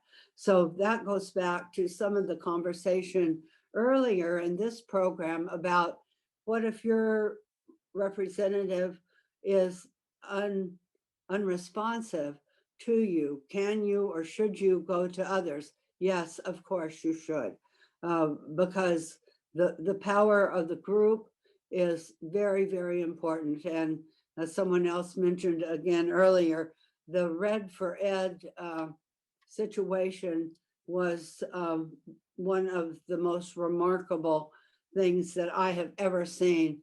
And I've always said to myself, you know, I'm a retired teacher, and I, in my early days, I taught and was in the legislature at the same time. And I kept saying to myself, there's so many of us and we're so passionate about what we do. Why aren't we running the state? Why aren't we making a difference? Well, you know, finally enough was enough. And I stood out in the mall and watched that sea of red come down Washington Street from the Coliseum, not the Coliseum, one of the sports venues. And it was absolutely amazing. And it was amazing who those support people were over in Wesley Bowling Park. So there is a power of a lot of people joining together to make their voices known, but there's also the power of individuals to let their stories be told. So anyway, we are going to have a training about this that's going to come up after I finish my remarks, but it is more difficult. I think that people who have limited skills in technology are at a disadvantage because there's so many hoops to go through, either just sign in to express your opinion, or to request to speak. There's even more hoops. And so for some of us who are retired and have the time to do some of this advocacy work, we're lacking in the technology skills to do it. And so that's one barrier that I see to what's happening now with the pandemic and the ability to let individual members come in and talk to legislators. So I'd be happy to answer any questions if I fail to answer anything, but I know we're going to get a really good training about this, so I don't want to take too much time away from that. Okay, we have like three and a half minutes. Does anyone have any questions for Lela, for Senator Alston? Okay, that is great. We can jump right into the training. And thank you all so much for being here. And some of you who are not in my district are my friends, and you do weigh in with me. Steve, thank you very much. And John, I appreciate the support both from my constituents and from those of you who are not my constituents. So thank you so much for your support over the years. It's been fantastic. So I'm a very lucky woman to have the friendships that I've established both in the community and at the legislature. I see Mitzi's smiling face there. Thank you, Mitzi. So let's go to the training. All right. Well, and thank you. We're very lucky to have you in the legislature, Senator Alston, and for everything that you've done over the years. And so, yes, as a way to continue to support you, one of the things that is really great is there is a local organization called Civic Engagement Beyond Voting that has been for the last last few years, has been teaching people how to use the request to speak system. And we have Laura Turek here, and one of the great things, she's gonna do a wonderful training and show us how to use it, how to use the system. But they also have happy hour events where you can drop in, and I'm sure she's going to tell you about that, and get your questions answered. So hopefully, as Senator Alston mentioned, for those where technology is a barrier, they now have a place, instead of just the trainings alone, they have an opportunity to go and ask some specific questions if they're getting stuck. So Laura, are you ready for me to hand this off to you? Sure am. Well, hello, everyone. Welcome. So if you've used the RTS system before and you're fairly familiar with it, this will be an overview. This may not be as helpful for you, so you won't hurt my feelings if you drop off. But if you're new to the RTS system, or you've done it before and you maybe kind of want a little refresher, this will be perfect for you. So I will share my screen and we will jump right in. So my name is Laura Turek. I am a former educator, and now I work with Civic Engagement Beyond Voting as their RTS coordinator. So we will jump right in. The Arizona State Constitution makes it clear that the voices of the people of the state of Arizona should be central to our state government. We're not just allowed to express our wishes as constituents, we're expected to do so. And that role is really crucial to the proper functioning of democracy. And so that's why that quote at the bottom is so great. All political power is inherent in the people. And Kathy Sigmund, one of our founders, calls RTS the gateway drug to activism because you can see the direct impact of your voice at the state legislature. And it really can be addicting to weigh in on these bills and let your voice be heard. So this is what the system looks like. The website is a bit more complicated than this, but the basic request to speak system looks exactly like that. It's fairly simple. Thumbs up, thumbs down, neutral, and then there's some commenting details below. But it's really an easy way to be an armchair activist and weigh in on bills from home. So even though you can go and speak in person, you don't have to. Look at the RTS feature you'll use. It's part of the state legislature's official online system. And RTS actually began as a paper system that lobbyists used when they wanted to indicate that they were going to testify in a committee hearing or let legislators what democracy is all about. So RTS allows you to register your support or opposition for a bill and briefly explain why. And again, you don't actually have to go and speak. You can, but you can also simply log your support or opposition and add a comment as well. So lobbyists haven't stopped using requests to speak, but now they're not alone. And if you've watched some of the committee hearings, you'll see lobbyists testify in almost every single one. So it's really important that we're out there using the system as well. And another really neat aspect of RTS is that it's kind of the great equalizer. Sometimes you'll hear people talk about the United States of Maricopa, meaning that our state can be a little bit Phoenix-centric at times. So the great thing about RTS is that it creates equity and gives you a voice no matter where you live. And of course, building rural power is essential to the future of our state. So who represents you at the Arizona State Legislature? Many of you already know your reps or met them today, but just an overview. So each legislative district, or LD, has 2 representatives and a senator. They're nestled districts. And it's really important to know which LD you're in so you know who represents you. And our state legislature races can be extremely close and are often decided by a couple of hundred votes. And my favorite example of that is Christine Marsh, our newest Democratic senator from LD 28. She lost in 2018 by 267 votes, but she came back in 2020 to win by 497. So every vote really matters. That being said, be prepared for this whole deck of cards to be reshuffled during the redistricting process, which we'll see in the next several months and few years.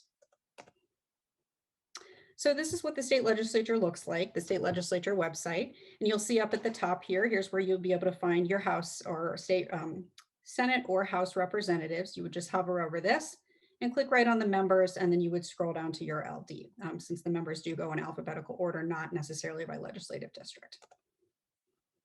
So you'll notice that you can navigate using the horizontal headers at the top or the vertical black headers here. These move, you sort of have to chase them, so I tend to go up to the top horizontal piece, but I will show you this site live. So if I move through these pieces a little bit quickly about the website, we'll see it all again when I open it up live and we can actually look at bills to RTS on. Now, there's a lot of information on this slide, and usually this is a big stopping point in the RTS presentations where we go through this whole thing, but I'm lucky enough that I had our lawmakers explaining this process prior to me, so I don't think I'll have to do too much with this slide, but it's a really good visual of what happens to a bill and sort of how it moves through the state legislature. It always reminds me of Schoolhouse Rock, this slide, and I would try and sing it to you, but I promise no one wants that, so we'll just sort of look at it. Red is the start of the legislative session.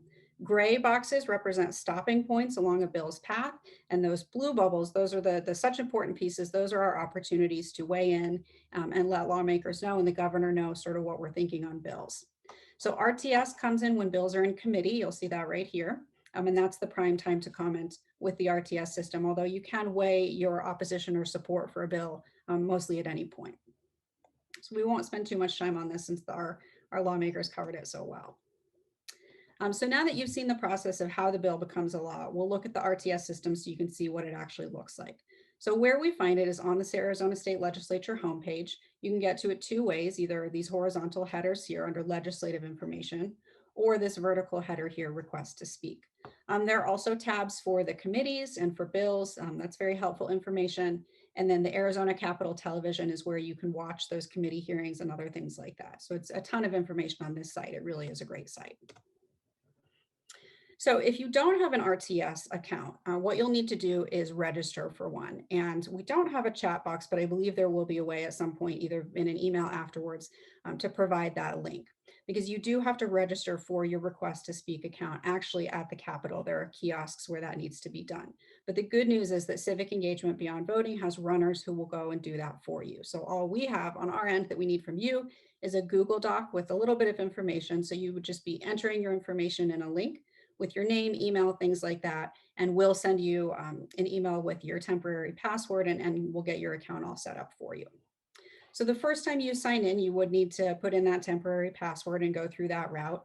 But the next time you sign in and every time after that, it should be already logged in for you. And you'll know that because you'll see your name up at the top. So in your account settings information, and again, I'll show you all of this when we open up the live site under this account management, there's a place for you to indicate that you are a registered voter. And to do that, you would need your birthday and then one of these three things, either your voter ID, your driver's license, or the last four digits of your social. And one of the really cool things about RTS is that it isn't just for registered voters. So let's say you winter in Arizona, but you're not a permanent resident, or you aren't of voting age yet, you can still use this system since the state's laws impact your life too, even if you're not voting on them directly. But it's always a good idea to identify yourself as a constituent who votes in a particular district because legislators will look at that. So now what? Are you ready to weigh in on bills via request to speak, or do you want to learn more about the bills? And our two options at this point are request to speak or bill status inquiry. And we're really not going to get into bill status inquiry too much today. We're going to focus on that request to speak option. And one thing to note is this little applications box right up here is like your escape hatch. That will always take you back to request to speak and bill status inquiry. So if you ever get turned around in the site, that's your little escape hatch there. And then something else to keep in note is if a bill has already been heard in committee or it's removed from an agenda, it won't come up on request to speak. There are other ways to register your support or opposition for it, but it won't come up in the RTS system. But when you're ready to comment on a bill, here are the steps that you'll follow. And again, I'll move through this fairly quickly, but we'll open up the live site afterwards. So you go to new request here. And then you're going to search the bill number. You can search by committee or by keywords. I often find that it really is much easier to just search by the bill number. And all Senate bills begin with 1 and all House bills begin with 2. So you don't even necessarily have to designate, oh, I want to search Senate bills, I want to search House bills. If you use the number, you can just leave it on both and it's going to come up regardless. So then you record your position, whether you're either for it, against it, or neutral, which is a lot of times used by lobbyists. That's not one we see as much on the citizen side. You answer whether or not you want to speak, yes, no, if necessary. And something to keep in mind is yes is if you actually are going to go and speak. And as Representative Pawlik mentioned, there are additional steps to that as well that you would need to email the committee chairperson in advance. So that's to register to speak in person. If you don't want to speak in person, you would just hit no, but you can still put in your comments to let them know how you feel about that bill. If necessary is not if you decide that it's necessary, it's if they decide that it's necessary. So if you were going to do that, you would still need to go and be there either in person or remotely so that they could call on you to speak. And I believe the if necessary option is probably only for remotely, or I'm sorry, for only in person. Then we also have the remote option, which is very handy now that we can testify remotely. So if you want to speak, you would put that there and your comments go here, and that's basically it. It's always a good idea to follow up with your representatives, especially if there's a bill that you particularly are interested in and care about. So you want to make sure that that subject line is concise and clear, because sometimes that's all they'll read. But as they mentioned previously, telling your personal story and really letting them know this is why this bill is so important to me and this is how I feel about it, that can really go a long way. And sometimes you will get a personal response from your legislators, and depending on who exactly you're, which district you live in, and whether or not you have red or blue representation can sometimes make a difference in that regard. So one neat thing that Civic Engagement Beyond Voting does is we put out this thing called Legislature Weekly that comes from Melinda Iyer. She's a lawyer and she has very good connections and contacts, and she does a lot of work at the Capitol. So she compiles a weekly report that highlights the bills that are most likely to move through the chambers and would thus have the greatest need for action. So this is a sample of her newsletter, and you can see that she makes it, really fun and user friendly, but it comes out every Sunday. And the really neat thing about this is, so what I do when I do my weekly RTS is I'll pull up Melinda's Iyer report in one window, have my RTS in another, and then I can just go through back and forth, because she'll list each bill and tell you a little bit about it, and then give you a recommendation of this is a bill we support or this is a bill we oppose. Another really good thing about what she does is she breaks it down. If you only have 10 minutes, this is something you can do this week. If you have 20, if you have 30, if you have 45, an hour, every week she has something for you to do, even if you only have a few minutes. So that's a really nice thing that Melinda does to prioritize for us.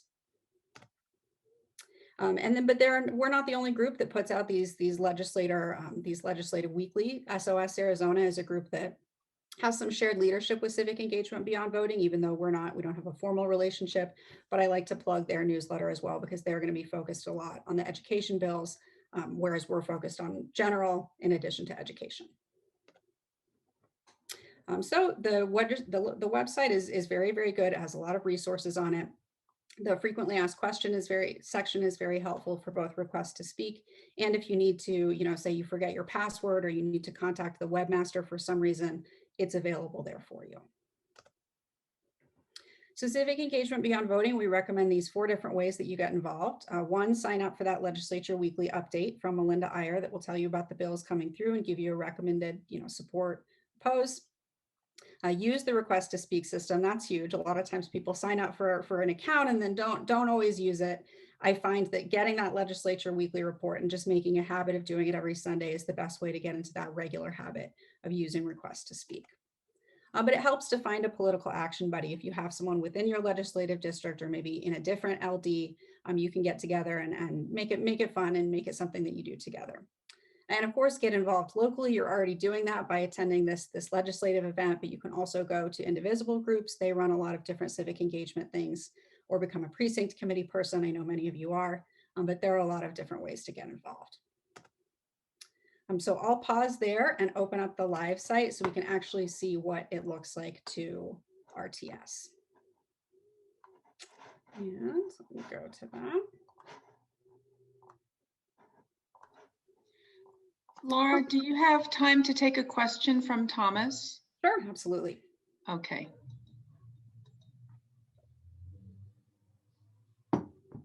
If we registered in the previous legislative section, when I registered, and apparently at that time all the committee meetings are over, do we need to re-register for this legislative section, or are we lifetime registered? Great question, Tom, and it's nice to see you. If you signed up for an RTS account, it should be good forever. If there's an issue with the password, you can contact one of us or the webmaster, but that account should still be valid. Okay, thank you. Are there other questions before I dive into the live site here? I don't see any others. Thank you. Okay, so you can see we have our horizontal headers up here and the vertical ones. You see what I mean? They move, you sort of have to chase them. I don't love that. So usually when I go to RTS, I do the horizontal legislative information up top, request to speak. Are you able to see the screen that says my name on it? Sometimes I never know if Zoom is going to flip for me. Yes. Thank you, Julie. Okay, so you can see I'm logged in here. That's my name up at the top. So let's look at that account management personal settings where you would identify yourself as a voter.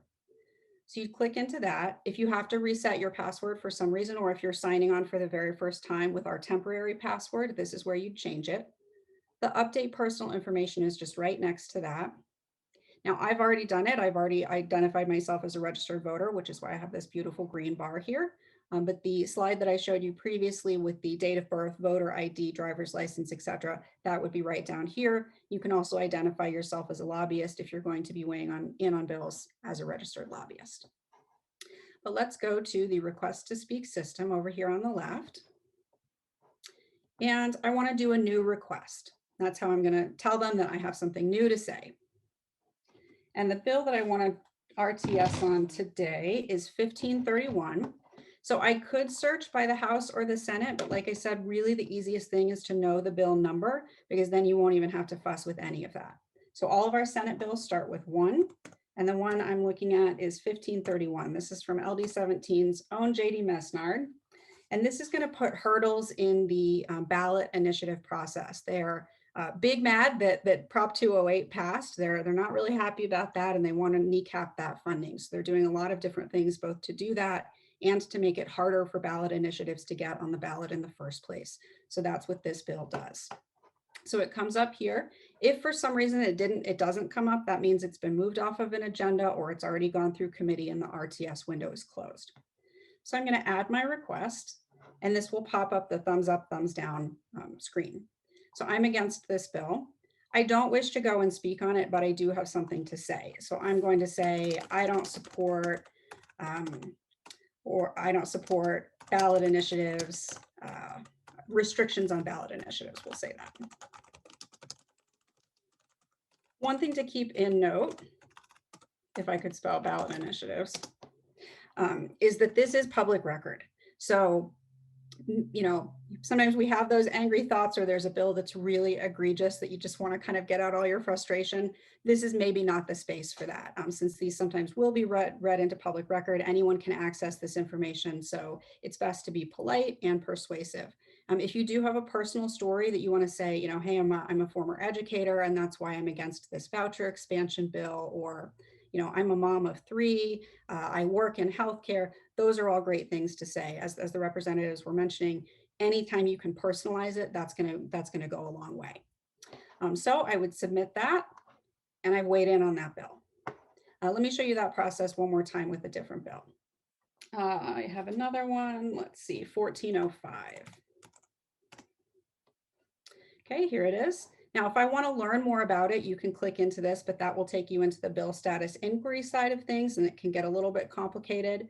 So that's why I would really recommend using that IR report, which will give you all of the information about the bills that she recommends you RTS on. So I want to add my request to say that I have something to say about this bill. I don't actually have too much about this bill. I really don't know too much about it, so I'm not going to submit this one. But let's say that this is one that I'm for. I do want to go and testify in person. So that's, I would click yes, and I would need to send that email. Maybe no, I don't want to go and testify. Yes, I'll speak if necessary, or yes, I want to do it remotely. And then the neat thing is that it will pop up and give you some information about how to do that if you want to speak remotely. So again, I don't wish to speak, but if I had a comment on this bill, I could add that here. Even though I'm selecting no, I don't want to speak, I can still put my comments through. And then I'd hit submit, and that's about it. So one more thing I'll draw your attention to is this little escape hatch. It can be really easy to get turned around in this site. Like, the system itself is easy to use, I find, but the site has so much information you can kind of get turned around on it. So if you raised a 90s kid, or you are a 90s kid and you remember playing Super Mario with the green tubes that he would sort of go down, that's what this always reminds me of. That's your escape hatch, and you can always get back to the RTS home screen using that. And then anything that you've weighed in on so far, you'll be able to see it here on your home screen. And you can update it and add comments, things like that, depending on where it is in the process. So I'll stop there and see if there are any questions or anything you'd like to see again, or points of clarification.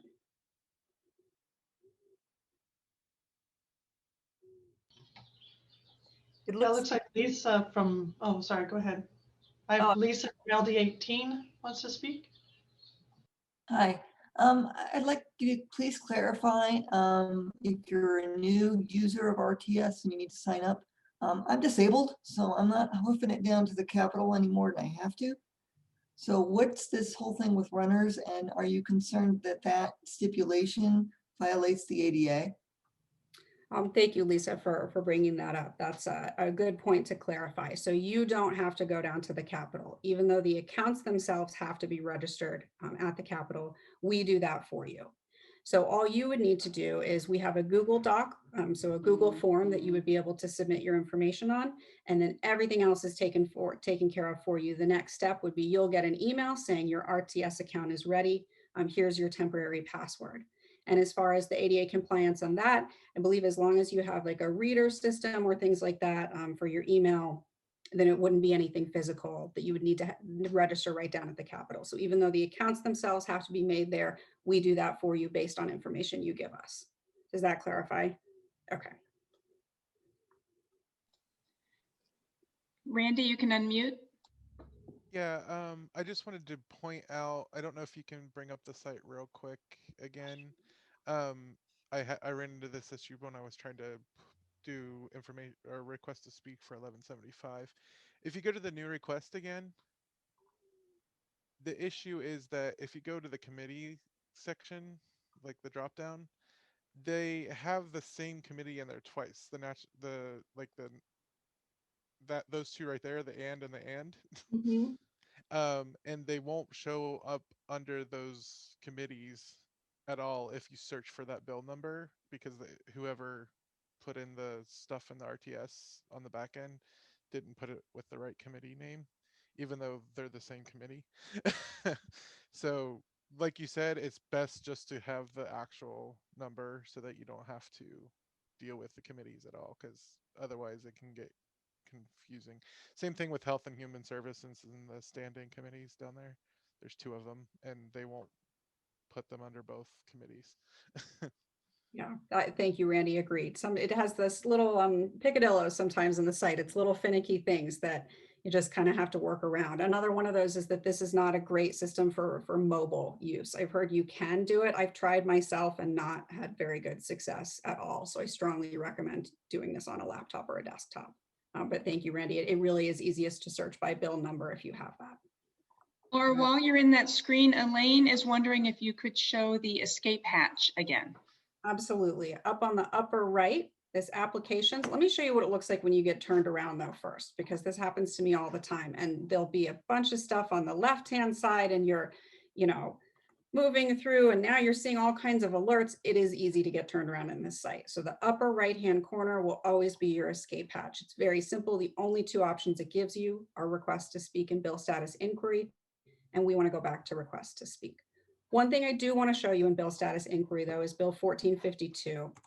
This is one I'm sure many of you have heard of. This is the voucher expansion bill that just passed committee this week. And so the reason I'm showing you this is I want to talk about how useful RTS is beyond just weighing in and giving your comments and letting lawmakers know how you feel about an issue, which of course is crucial.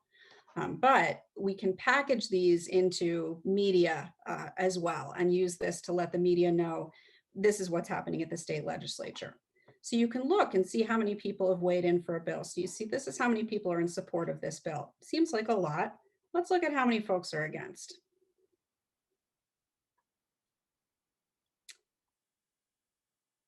Yeah. So what I just did, scrolling through all of those names, we packaged that onto Twitter and put that out there and just tried to get as much media attention on it as possible to let people know, this is what constituents think, and lawmakers are still passing these bills anyway. So the uses of RTS are varied, and it is a very helpful system to be able to really let folks know what's going on at the state legislature. Laura, can you show again how you got to the point where you could see how many were in thumbs up and how many in thumbs down? Sure. So with that, let's go to my escape hatch here. I went to bill status inquiry. So we're in sort of a different section now, but this houses a lot of the documentation about the bill, sort of where it is in the process, and it will show you who has weighed in on it already. So the bill was 1452, the one that I looked at. You just type it in right there. It will populate the Senate bill or House bill for you and hit search. And so this is just an overview about all kinds of different things about this bill. The status, where it is in its process, any videos associated with it. This one doesn't have any. This tells you who the sponsors are. Poor Paul Boyer, he's getting a lot of comments about this bill, lots of love about this bill, I think. And then here are the RTS current positions that I showed you, all those thumbs up, thumbs down. And then any documentation associated with the bill, the actual introduced version, that has that bill number and the hopper, all the legal language, that's all housed here. You'll get little fact sheets on it, proposed amendments, all kinds of documentation you can find here. That's on the bill status inquiry side. If you're interested in this, Civic Engagement does a separate training that sort of goes through the bill status inquiry side. But where we really want to focus, at least on the part about weighing in, is that request to speak side. Other questions? Yeah, I know we don't have access to chat. Could you just verbally say the Civic Engagement Beyond Voting's website where they can actually sign up for the RTS and where they can find those links? Yes, let me open up that website again. And Laura, while you're doing that, this is Allison. We will send out an email. I just checked and there was like 180 people that registered. And so we know that a lot of those people made it and attended at least part of the time today, but we'll send email to everyone and we'll include whatever links you want us to include, but and we'll include a link to the recording. So I think anyway, so we'll figure that out and we'll do everything we can to get it to everyone, to all of you that are still here. So just so you know as well. Perfect. So the links then that you'll get that I'll send are the link to sign up for the request to speak account, which again, we'll do that for you. You'll just need to put in name, email, and your legislative district. And then I will also send the link to sign up for the IR report that has that, the bill recommendations and things like that. And I can show you what an actual IR report looks like next. But here's Civic Engagement Beyond Voting's website. If you want to do it directly, you can do it here. It's CEBV.us. And here's our request to speaks link here. And you just follow that and it gives you all the same information, similar information that I just gave you. So here's the get an account, fill out a form, and I can show you what that looks like here. So you just fill out this information, email address, first name, last name, which legislative district you're in. We'll ask you some questions about what you're interested in, but that's it. And then we fill out that information from there. And then I flipped to the IR report. Hopefully you all can see this. So this is what it looks like. She tells you the bill number, gives you a little bit of information about that, and then her recommendation as to whether you should support or oppose that bill. So it's really handy. Laura, Randy has another question, and we also have a question coming through wanting you to talk about the Sunday happy hour and how do we sign up for that. But Randy is unmuted right now. Okay. Yeah, so I just wanted to point out too that for when I first started using a request to speak, in the bill status inquiry, there's that section that says personal comments. I thought that was where you put in your like right there at the top of that page right there. Oh, you left it. Like right there. Yeah, but that's just for you to track. It has nothing to do with the actual request to speak. So I just didn't want other people to make that mistake like I did the first time.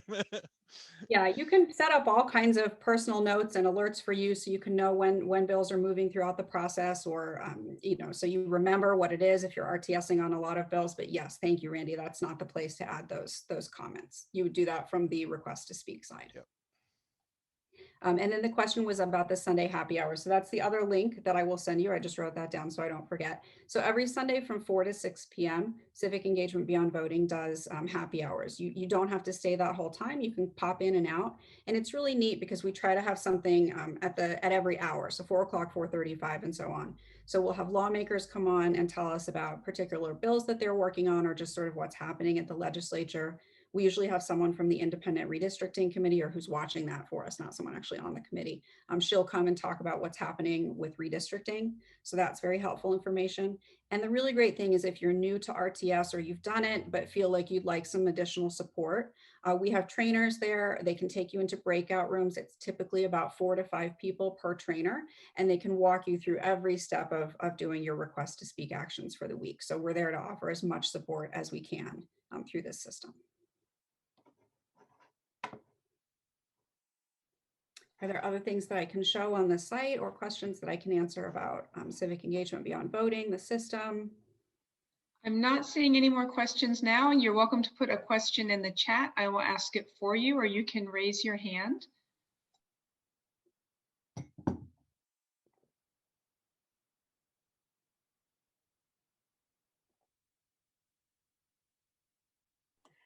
Since we're quite a bit over time, while we're waiting to, just in case you think of a question, I just wanted to say, I really want to say thank you to everybody who worked on this event. I want to thank our LD chairs that kind of got together and invited our legislators. And I want to thank all of our legislators who came and spoke.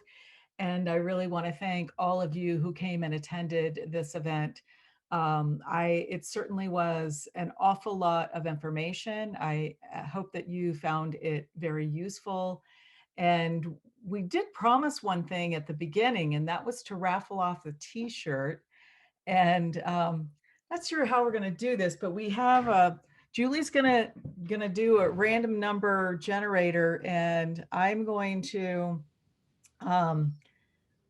look at the registration numbers. And then Janet, I think I'm going to ask you to keep your eyes peeled for who is here, because it is a must be present to win. Okay, and while that is happening, Alyssa would like to know how you find the open bill list. I'm not quite sure what that means, but maybe you know.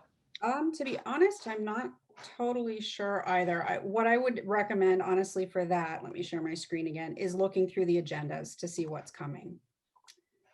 So for that, you're going to also need to be on the bill status inquiry side, and the agendas are housed here. So we can see Senate, House. You can flip back and forth between the two. And let's look at Senate Finance coming up on February 10th. This will tell you all the bills that they're going to be looking at this week. So that's what I would recommend. So let's go through that one more time. We're on the bill status inquiry side rather than the request to speak. I'm going to go to agendas. This time we'll look at the House, and let's do House Judiciary. It's on Wednesday, so I'll click into that, and it will tell me all of the bills that they have on their agenda. And what's neat about looking through it this way is that then it will take you to that same side we looked at with the long list of who's for and against. It pops you right into that side on the specific bill that you're looking at. So that's what I would recommend for looking at the active bills. Awesome. She typed in, thank you. Okay, and then one last thing, the IR report also will show which according to per day. So like Monday, here are the bills that are coming up. Tuesday, here are the bills that are coming up. This is what we recommend, support or oppose. So you'll see it that way as well. And I would like to encourage all of you to get involved with your, if it makes sense for you to, especially if you're a PC, you should, but if you're, to get involved with your local Democratic legislative district. And we have somebody who kind of heads up our rapid response group, but so, and we have a communication platform that we use internally. And you might set up a text bank, text system or phone bank. And when something comes up, then you can kind of do like this rapid response, because sometimes the agendas get changed on Tuesday or Wednesday afternoon, and the IR report will change, but you have to go back and look at it. But by creating our little internal networks to kind of keep each other updated on what is coming up, we can respond rapidly and still stay supportive for our legislators when maybe the opposition is trying to pull a fast one. Right, and just to let you know, I did a random number. Basically, I go to Google and I typed in random number search so I can just hit a button that says generate, and I got number 55. So if Alston, you can look at who's number 55 on our register. It is Carmelo Acevedo. Is that with a C or a K? C-A-R, like Carmel. Not present. Try again. Try All right.